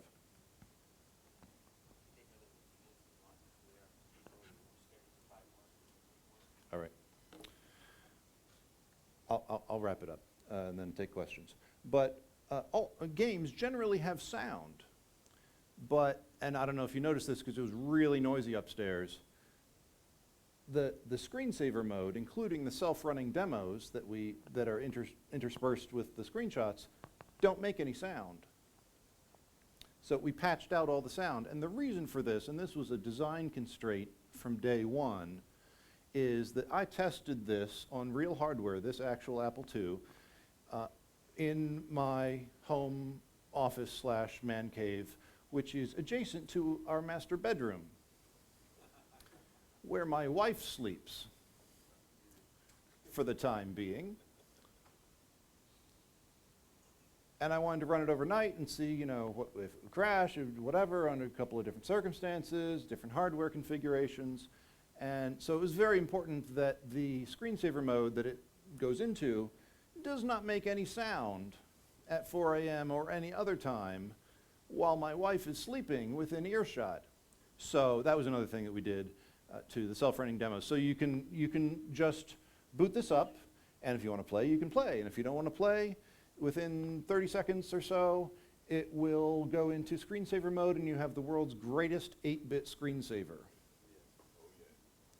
And that's it. I want to call out, again, thank you to Peter Ferry for porting all of these games and cracking some of them from, and John Morris for making applesauce, because that allowed collectors around the world to rip their original games and post them online, which we were then able to convert to WAS files, which we were then able to crack without any, about half of these I don't have discs for. Someone has the disc, and they were able to rip it and upload it, and I was able to download that and then work virtually inside an emulator to crack it, and then Peter was able to work inside an emulator to port that, and then all of that is now running back on real hardware. But none of that would have been possible. I mean, it would, we would have had about half the games, honestly, because that's all. I tend to collect educational stuff instead of arcade games, as you may have noticed. So thank you to Peter, thank you to John Morris, thank you to John Brooks. There is one thing I did not demo, and which you have not seen upstairs, which is that if you have a 2GS or a compatible VidHD card, there is also super high-res scanned box art that is shown for all of the things that about half of them, we found and converted super high-res box art, so those will be interspliced into the screensaver mode or in the tab, the mini attract mode for one game. And so thank you to John Brooks for helping me figure out how to get that working, because GS programming is way beyond me. And did I forget anybody? Thank you to Charles for testing. Thank you to Horma Hunkinen for testing. And they are both listed in the secret credits page And I'll leave, and there's the URL, which is now live. Thank you to Jason for helping me get that live. It links to the disk image, which you can download right now, and take your pictures now, because in 30 seconds it's going back into screensaver mode. And,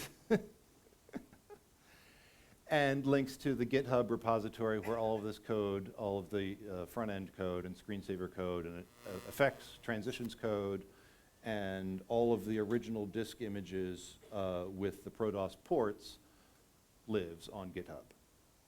Are there any questions? One in the front. Have you considered having sound as an option for the screensaver mode if I want to have it running on my Apple II and feel like I'm in an Apple II arcade? The question was, could we re-enable sound during the screensaver mode? And the answer is sure, we could do that. I mean, I took copious notes on which things I patched out. We could have an option, but what I really want to do for version 2 is start controlling global options in the launcher. So if you always want to use a joystick, if the game supports a joystick, have that be a global option in the launcher, and then load the game and go directly into joystick mode instead of having you have to make that choice. If you always want sound on instead of off, have that be a global preference that the launcher controls. That is technically possible. We haven't, it would require game-by-game patches or, you know, understanding, because they all set their own preferences differently. But we did something for that like Pitch Dark, in Pitch Dark, where we had global preferences of, you know, do you want 40 or 80 columns, do you want uppercase, do you want lowercase, and then those were respected by each of the games that you ran. It was a little easier because there wasn't as much variety in game code because it was running through a Z machine, so we would have to do game-by-game patches, but yes, that is possible, and that is on my wish list of things that did not happen this year. Other question in the back, yes?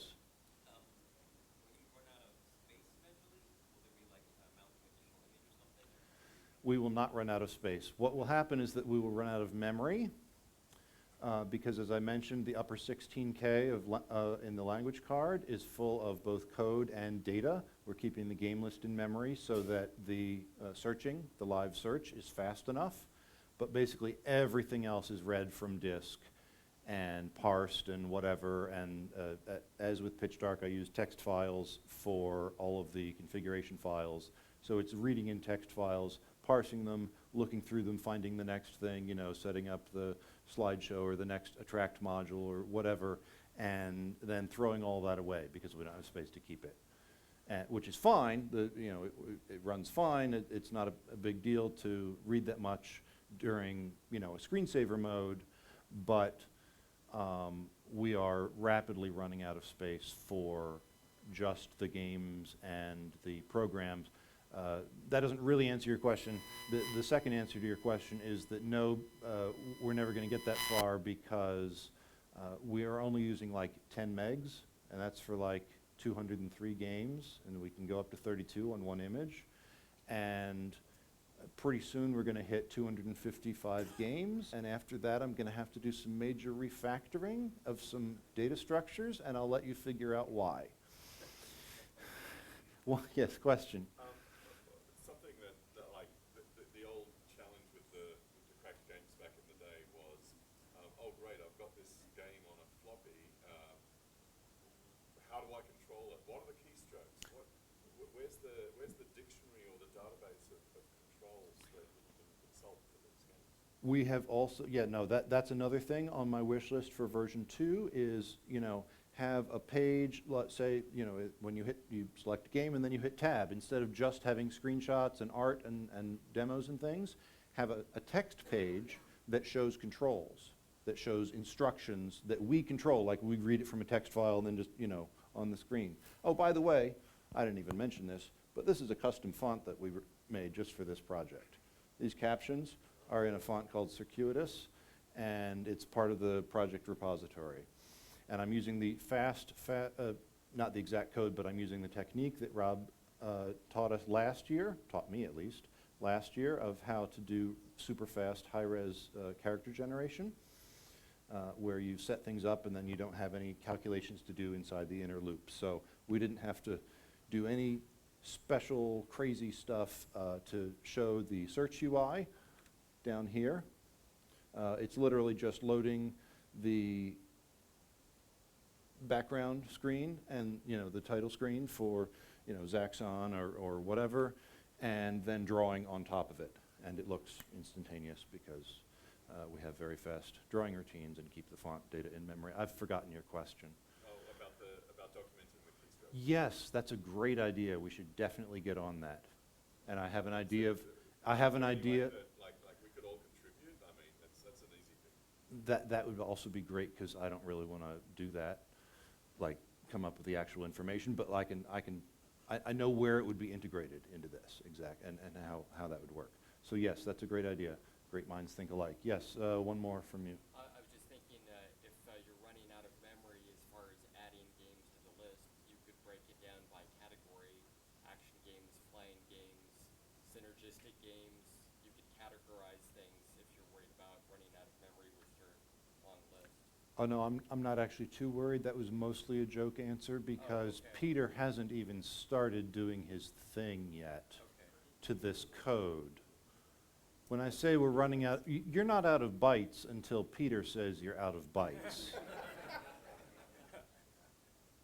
But anyway, yeah, I mean, there's a certain amount, the text strings are stored as ASCII strings, and there's a little bit of overhead because of the data structure, and to make it faster to iterate through, and so there's just a certain amount of, it's about 5K, I think, maybe 6, just for the game list itself in memory, out of that 16.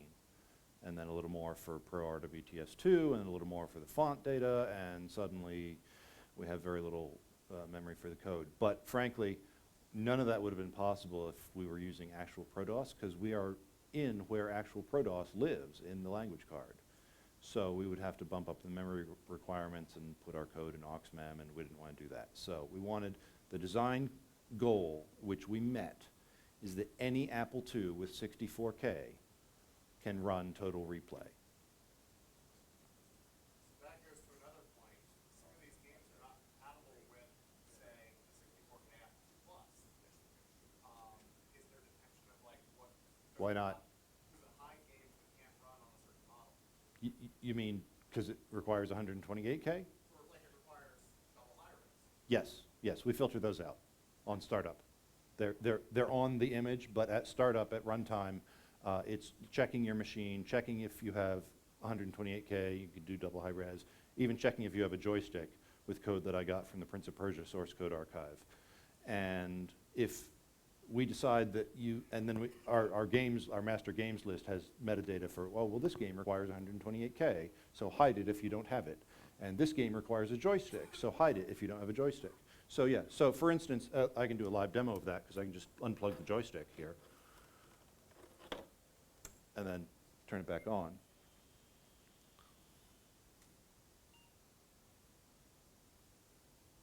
And it has fewer games because 50 of them require a joystick.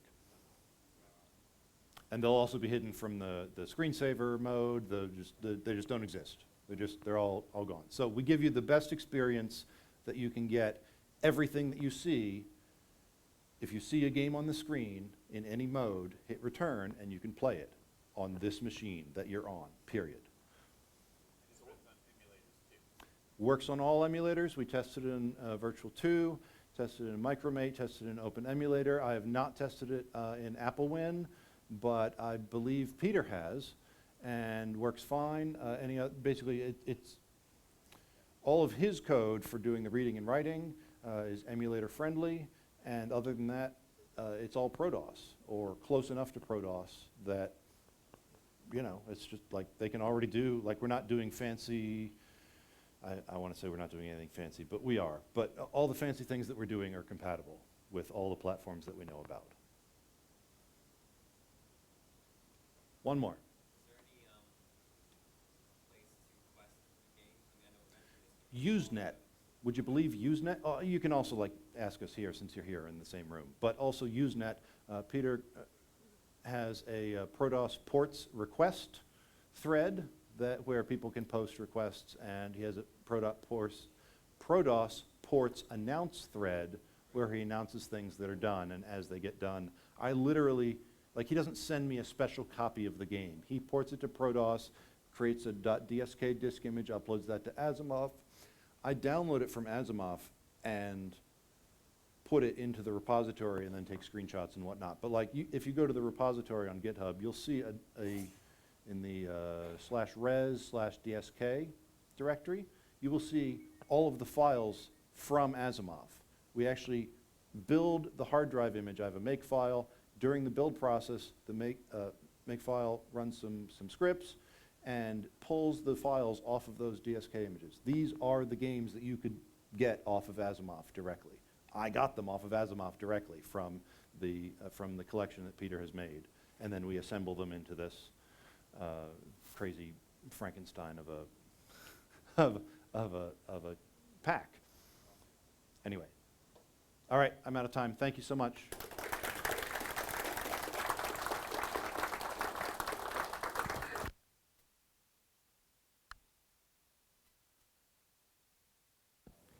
Thank you, Mark. So I'm tempted to skip the rest of the sessions and lunch and dinner and sleep so I can play these games. But Paul, did you want me to leave this running during it? If you'd like, it's fine. I'm kidding, but no, I won't. But if I did that, then I would miss Paul's presentation. Starts at 11:15. He's going to show us Sweet 16. This is not the emulator. Rather, it's the 16-bit CPU built into your Apple II.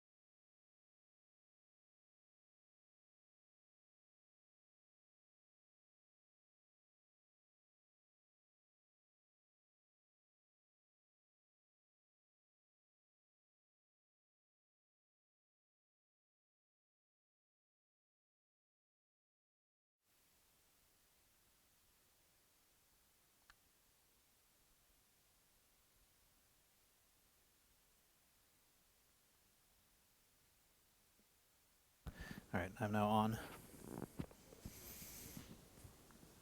Let me introduce Paul Hagstrom.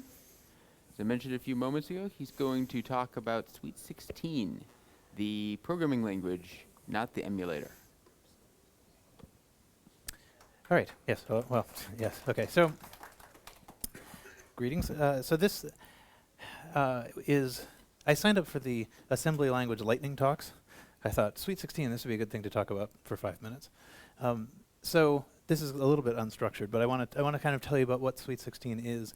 Partly the reason I wanted to talk about it or have somebody talk about it was because I didn't know it really very well. This is something that existed on it's within the integer ROM, so it's in the sort of original Apple II, and then by the time it gets to the 2 Plus, it effectively goes away.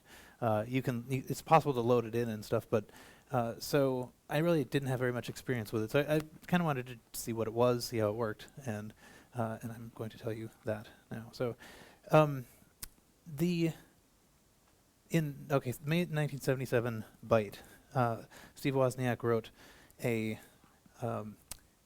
system description for the Apple II. This is sort of like outlining what this computer can do. There's some nifty animation to highlight things here, but so Steve Wozniak's actual article about this.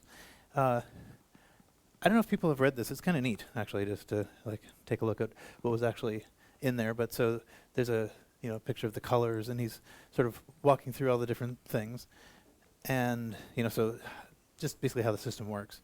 And at the end, he mentions this Sweet 16 thing. So the Apple II monitor ROM also contains an interpreter program called Sweet 16, which can be used for machine language programs to implement 16-bit operations.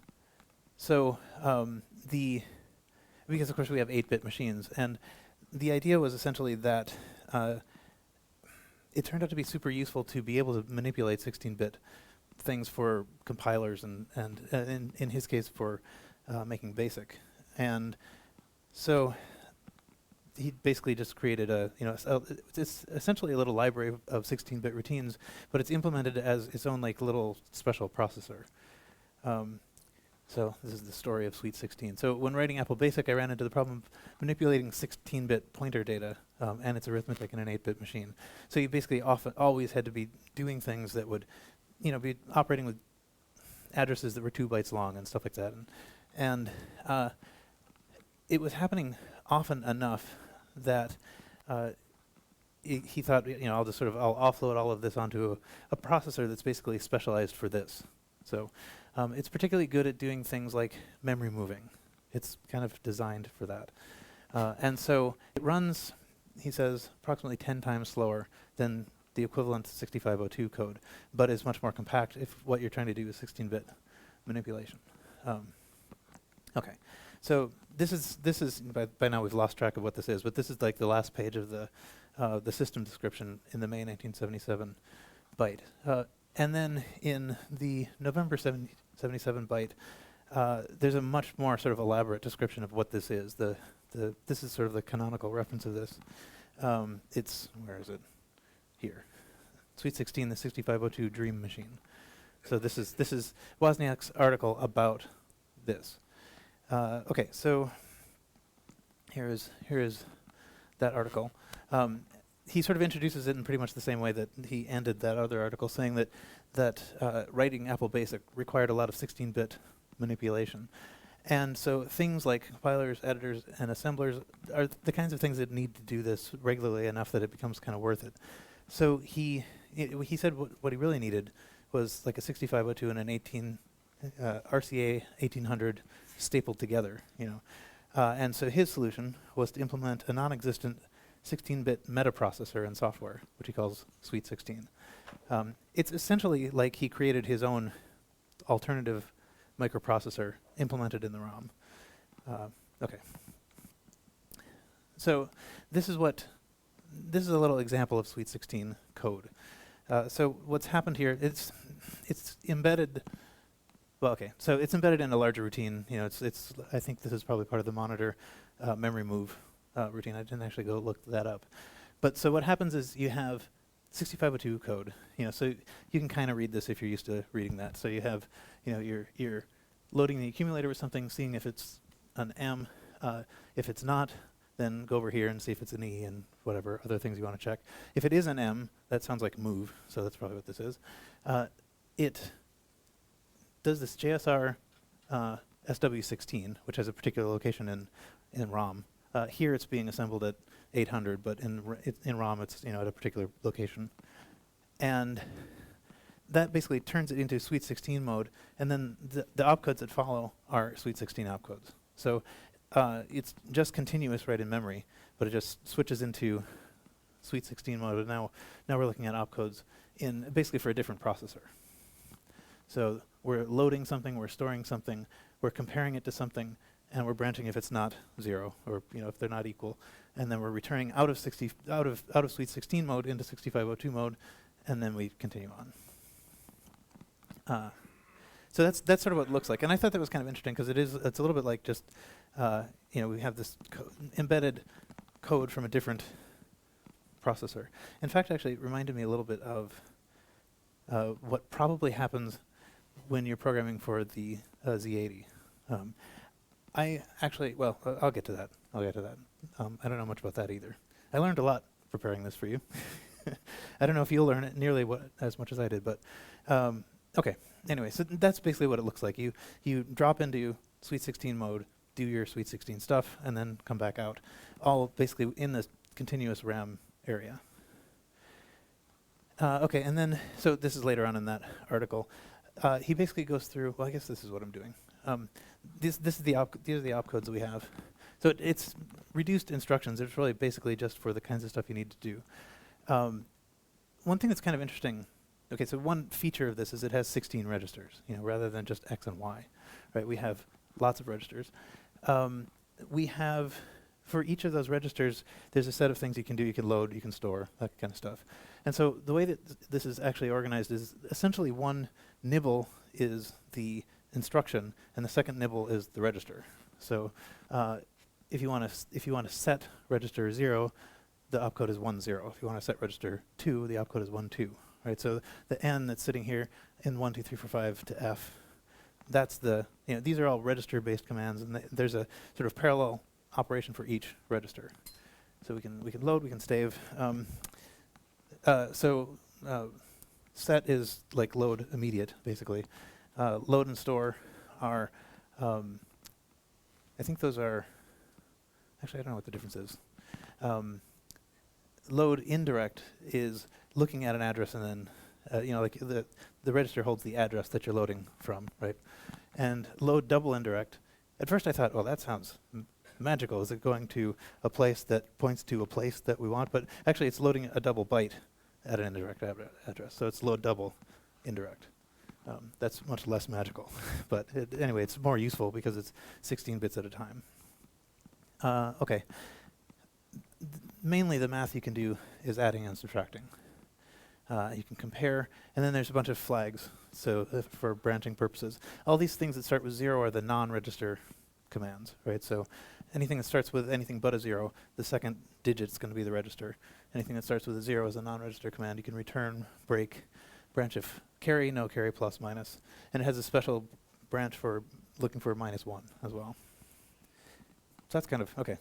We sort of get the idea. I think I'll probably zoom in on this. Woz pointed out that it's trivial enough that you can hand assemble stuff. Like you can remember this. 2 load, 3 store. Okay. So the way it works is it stores its registers here in the very sort of bottom or top, I don't know which, it's the 0 part of the 0 page, right? It's got 16 registers, which means it needs 32 bytes to do it. So it's this little box here. And then each of the registers is a pair of bytes, right? So the accumulator, register 0, is the first two, 0, 1 and 0, 0, 0, and 0, 1. And then there are a couple of other designated sort of special registers. So we have the program counter is register 15. Status holding the the flags is whatever this is, E14. The result of a compare is register D, and if you use a Sweet 16 subroutine, then register C holds, I think, the return address for that. So these are sort of special registers that Sweet 16 uses. The rest of them you can use for whatever you want. If you don't mind clobbering things, you can clobber those. Although, I mean, obviously, things like the accumulator are, you won't keep anything there very long. Okay. Hopefully this is making some sense. If you feel like you can pinpoint the thing that you don't understand verbally, feel free to interrupt me and say what that is. But okay, so one thing that's interesting, if you look at what the grid, I don't know if you've processed what the grid is. It's a square that shows the 0 page, right? And the little indicators here are things that say, like, if there's an I here, it means integer basic uses this spot. So be careful with this spot if you're doing something in integer basic. Applesoft uses this spot. Be careful with that spot if you're using Applesoft. And so here's the stuff we have. The 3s are used by DOS 3.3. M is used by the monitor. There's some other codes here. But one thing that's of interest here in these first 2 rows is that there are no I's. Well, there's one I. I don't know what that is. I should have looked that up. But there are effectively no I's, and there are a whole lot of A's. And so one thing that means is that this becomes difficult to use in conjunction with Applesoft, because Applesoft uses all that space. So Sweet 16 will clobber it all. So that's another reason possibly why it hasn't been all that heavily used. Okay, so I guess what I wanted to do is kind of walk through that little bit of code just to sort of see what it's doing. Okay, so the first thing it does is it's loading indirect register N, so register 1. Register 1 is the source address. This is a moving operation, right? So it's taking something from the thing register 1 points to, and it's moving it to the thing register 2 points to. And I think R3 must be the length. The register 3 is the length of the copy you're doing. Okay, so the first instruction is 4.1, load register 1. And so this is in Waz's article. It sort of technically goes through what it says. You know, you load the low order of the accumulator, which is register 0, and then the branch conditions are set based on whether it was a 0, whether it was a -1, that kind of thing. Carry is cleared, and after the transfer, this is the thing I think that I kind of wanted to point to. After you run this, the register increases by 1. So it's consuming memory as you go through it. It's not just loading it; it's also incrementing the pointer, which means that what this is doing is load, store, load, store, load, store. But internally, it's saying load, add 1, store, add 1, load, add 1, store, add 1. So it'll just keep spinning through the address space until you get to the end. And it can do that in 1 byte, right? 4.1 says, load the thing at register 1 and then increment register 1. Okay. And then, so then the store is basically doing what you'd expect in the opposite way. So it's storing it, register gets incremented by 1. DCR is a decrement. So this will just, reduce the count R3, which is our length. It'll decrease R3 until it hits 0, at which point the BNZ will fall through. So if it's not 0, it'll go back up and load, store, load, store, load, store. And if it is 0, it'll fall back to the return to 6502 mode. So it's whatever, straightforward and transparent. If you were the point is supposed to be that if you were to actually try to do that in 6502 code, it would take many more bytes. I don't know how many bytes that is, but it's not many. 1, 2, 3, 4, 5, 6, right? Well, 6 bytes plus 3 in advance to get into the mode, and then whatever you had in advance to set these to the origin and the origin and destination and length. So, whatever, 10, 12, I don't know. Okay, sorry, and now we get to watch all the animations again. All right. So that's basically how it works. That's probably enough. That's probably as much as you need to know. about what it does, so that if you wanted to do something like this, you can go look it up, right? I mean, you know it exists now. The other thing I kind of wanted to do a little bit, at least, was to look at the actual interpreter that Woz wrote. So this is the code that was published in Byte, and there's maybe just a couple of things I'll mention about it. I didn't get very far in this part, but I thought it was kind of, it shows a couple of interesting tricks that if you might know, but you might not know. Okay, so the first thing it does at the entry point. So this is assembled at 800. I forget where it is. It's supposed to be in ROM. One thing that's interesting. Many of you will have this book, I think, as of recently. This is Randy Hyde's DataMost book using 6502 assembly language, and it actually has a little subtitle with an introduction to Sweet 16 on it. So that's kind of cool. I hadn't realized that until recently, that it was in here. And so I'm opening this up just so I can tell you what the address is supposed to be, but I think it's doesn't actually matter. I wish I had it in front of me, but it's like F6, 5B or something like that. It's somewhere in the ROM, right? It'll show up at some point. Oh, I know where it is. Stop. F689. Okay. Anyway, as promised, it doesn't matter. Okay. But anyway, so the normal thing you would do is call it at the entry point, the 800 entry point, or wherever it is, the thing I just read, and that will save all the 6502 status stuff, and then start executing the Sweet 16 things. If you don't need to preserve your 6502 registers, then you can skip ahead to 803. So that'll save you a little bit of time because you won't be saving the registers and then restoring them later. So if you want to have it run like 9 times slower instead of 10 or whatever. Okay, so the other thing is a trick. I don't think this came up in the relocatable code talk, although it might have. It might have, and it fits in there. But what this is doing is the first thing it does is pulls off the stack the accumulator, stores it somewhere, pulls off the stack the accumulator and stores it somewhere. And what this has done is basically said, it's looking at where it should return when it gets an RTS. I don't know if this is a trick.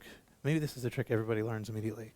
But I always thought it was like mildly magic. So if you do a JSR to somewhere, it stashes on the stack the address of the next place it's going to return to. So when it hits RTS, all it does is pull things off the stack and goes there. What this is doing is basically saying, I'm not going to wait for the RTS. I just want to see who called me, so I know where to go back to. Anyway, so actually, here's the reason that you want to do that. The code is it's just, we're just reading the memory and executing the code in order, right? And so when we JSR to this, now we want to go back into that same place and start reading the opcodes for the Sweet 16 opcodes. So we need to know where to start reading. So that's what this is doing. R15 is the program counter. So it's taking the return address and putting it in the program counter. Okay, and then there's a little loop here which says basically interpret something and then interpret another thing. So if you can read this, it's jumping to the subroutine that's just off the end here, which I'm gonna get to.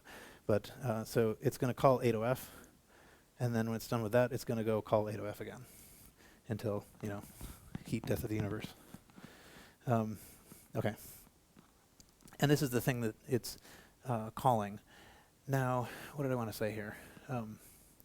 I did actually sit down and figure out how this worked, and then I wasn't sure that it was actually interesting. But it is kind of intriguing to see, how you solve these problems. So the very first thing it's doing, increment R15L, that's moving. Okay, actually, let me talk about these 3 instructions. So R15 is the program counter. That's the place that we're looking for the next opcodes. The first thing it does is it increments the low byte. So if we were looking at 801, now we're going to be looking at 802. And then if that didn't turn it into 0, then it goes down here. If it did turn it into 0, that means we need to increment the next higher byte, right? So if we were looking at 8FF and we increment it, it goes to 0, and we need to be looking at 900 now, right? So this is a cool little idiom, basically. If you need to be incrementing things like this, that is probably about as efficient as you can do it. So anyway, I thought that was kind of neat. Again, it's new to me. It's quite possible that it is ancient, news to everybody, but I thought it was kind of cool. Yeah. I guess that's actually a good example of where Sweet 16 starts taking Right, right, or hidden inside the load, instruction, right? I mean, you load 1 byte says load into register 1 or whatever, and that both loads and increments. So that's still pretty slick, though, I thought. Anyway, I mean, I'm sure the chip was designed to do that specific thing, but anyway, I thought it was cool. Okay, so anyway, we're moving the program counter ahead, and then we are. Let's see. Well, okay, so here we're getting the instruction from, the thing that we're pointing to now, the next instruction, the next Sweet 16 instruction. We AND it with F, and what that means is that's going to tell us basically which register we're looking at. So if you look at the instructions, it's 2 digits, right? It's like 1E or something, and that's going to be operation 1 on register E. And so by ANDing it with F, we get just the E part. So we can look at that. And then by shifting it left, we double it so that we can get the reference into the 0 page. So all the registers are like bytes 0 to 20 in the 0 page. And so it's going to pull in E, and then it's going to double it to whatever that would be, doubled. EE, not actually. But, and that'll tell you where the register is. So that's also, kind of a cool little idiomatic thing. So then it moves that to the X index, and now we can refer to 0 plus X to get to whatever the register is. And then there's some other computation here to figure out basically if we're looking at, let's see, somewhere there's going to be a, here, yeah.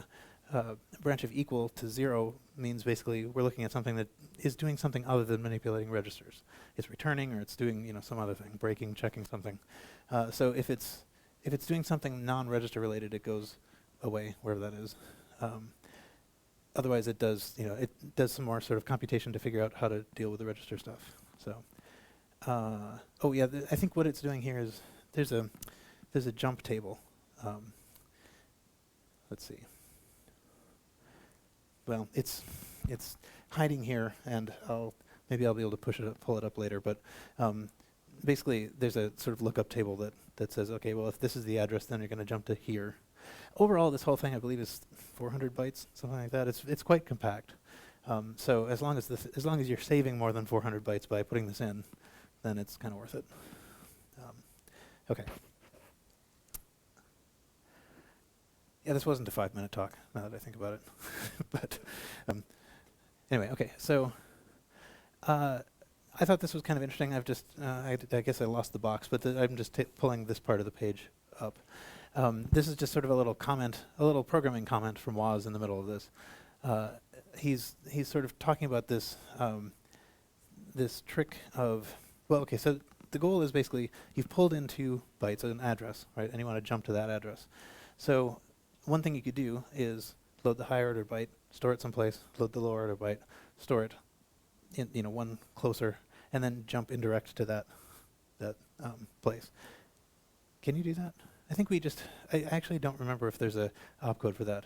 I think this was one of the ones where we were not sure, like there's a difference between whether it's available in 0 page and non-0 page. I think it's possible that you can do only one of them. I don't know. Anyway, but the point is, load the byte, put it there, load another byte, put it there, and jump indirectly to there. And he points out that actually one thing you could do, because the RTS instruction, is a jump to a place that it gets off the stack, is instead just push the stuff on the stack. So if you push these 2 addresses on the stack and then RTS, that is effectively a jump. And it saves a little bit of space. And I don't, so he's enthusiastic about this. I forget how much space we've saved, but we've saved a little.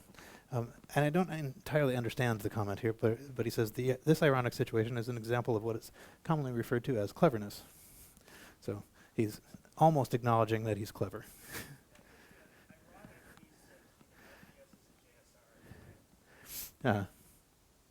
I see. Okay, yeah, I guess right. So somehow he's getting the JSR functionality by using an RTS. Yeah. Okay, maybe that's where the irony comes in. But yeah, anyway, I don't think we doubted he was clever. But okay, and then what else is here? Oh yeah, okay. So he ends this by saying, as a final thought, the ultimate modification for those who don't, want to do this, is to actually sort of make a processor that can do this. So a low-level interpretive processor. Well, that's what I thought he said, actually. That's the way I read this. Now that I'm reading it out loud, it's not exactly the thing he said, but at any rate, he basically, this is a proof of concept that this kind of thing is useful. He found it useful for his thing. He ends with, I leave it to readers to explore further possibilities for Sweet 16. And so that was what, November 1977, I think. This is the sort of canonical reference for this thing. And then so there were a couple of other things that have been written. So let's see.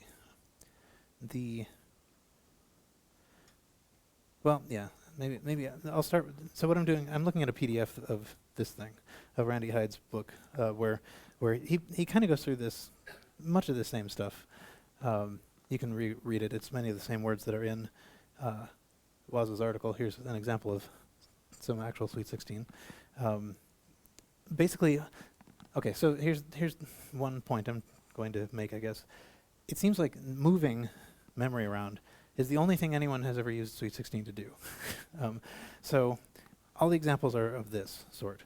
So here's some Sweet 16 code and some enthusiasm about how much smaller that is than 6502 code. Okay, and it goes through the opcodes. And then it is left to the reader to discover its uses. Running low on places to use it. Now, I think I have... so there is... Where is it? Okay, so there's an introduction to Sweet 16 by Dick Sedgwick. This is actually in the WASPAC. This was reprinted in the WASPAC as well. And this is basically sort of going through... This is the thing people always refer to as, like, this is what you want to do to understand Waz's article about how to use Sweet 16. Though it actually turns out that Waz's article is relatively readable. Okay, so he goes through, gives some examples about like what it's going to do, and essentially it's all still moving things. It's here what we're doing is we're moving an integer basic string from one place to another. So it goes into some discussion about how integer basic stores strings, and then you move things around. He gives a little example of basically saying, like, where do you want to move this string to? Okay, so, and then here also, essentially,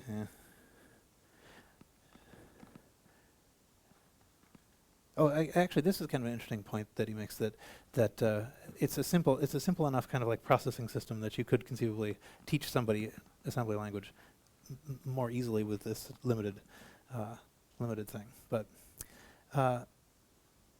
okay, well, I thought he said this somewhere, but basically everybody is saying essentially, okay, I've shown you how to move memory. It's up to you to figure out what else to do with it. And I don't really know what else anyone has done with it.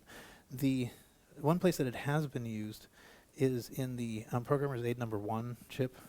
So that was something that actually worked. In the old Apple IIs, there was a couple of empty ROM slots, or ROM sockets, I guess I would say, and you could put the programmer's aid chip in number 1 in there.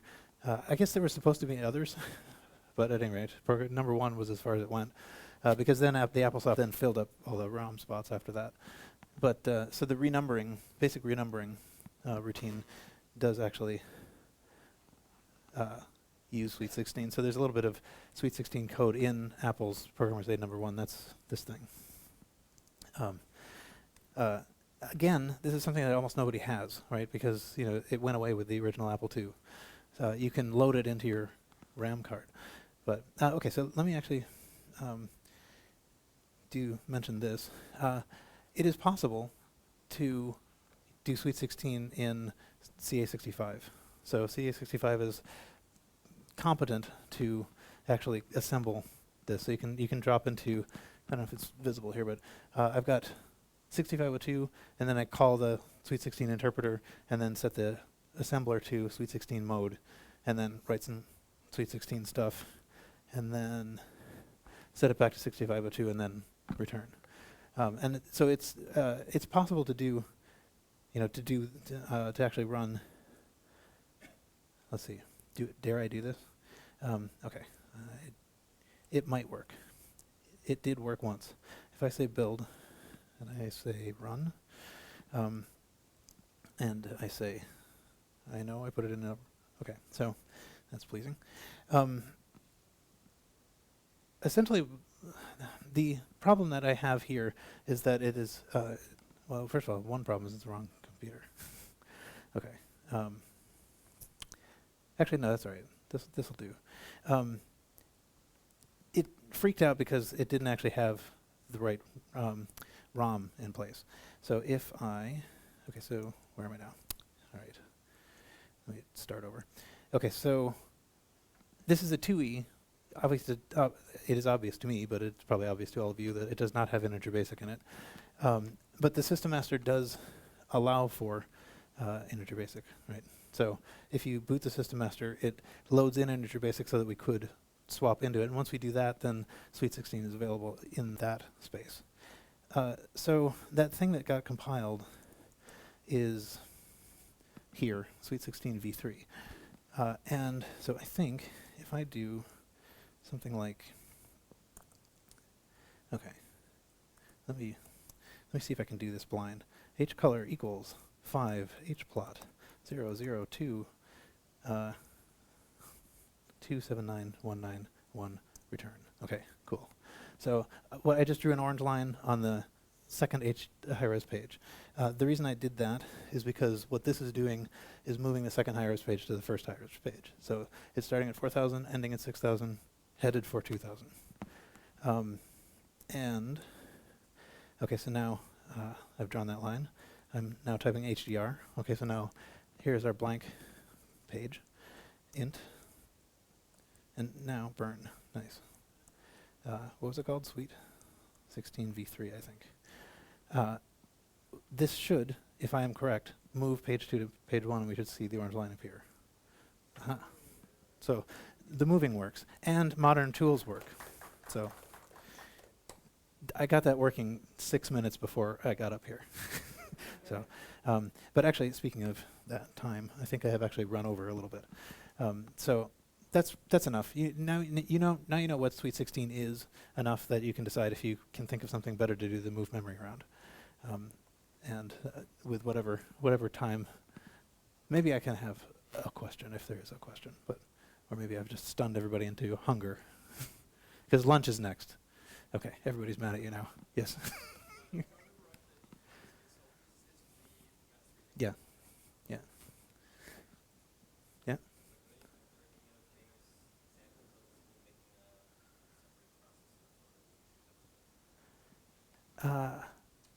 Not that I'm aware of. I mean, that's not. I don't know exactly. I know I thought of this in the same brain space as Charles's. Like, whatever 8080 emulator. But yeah, that's true. The Pascal interpreter is doing something similar. It's using a. Yeah. Right. So it's completely useless because anyone tried to implement a certain to make a Mm-hmm. I don't think so, but that's what I thought. That's what I was trying to. That's what I thought was suggesting there at the end of the article until I actually read it.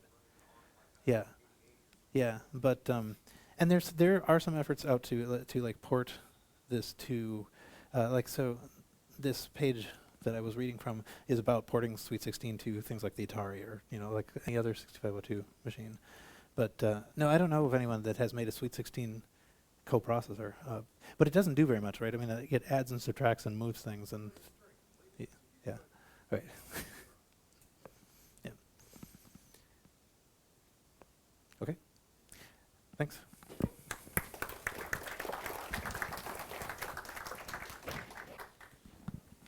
Thank you, Paul. Next up is lunch at noon.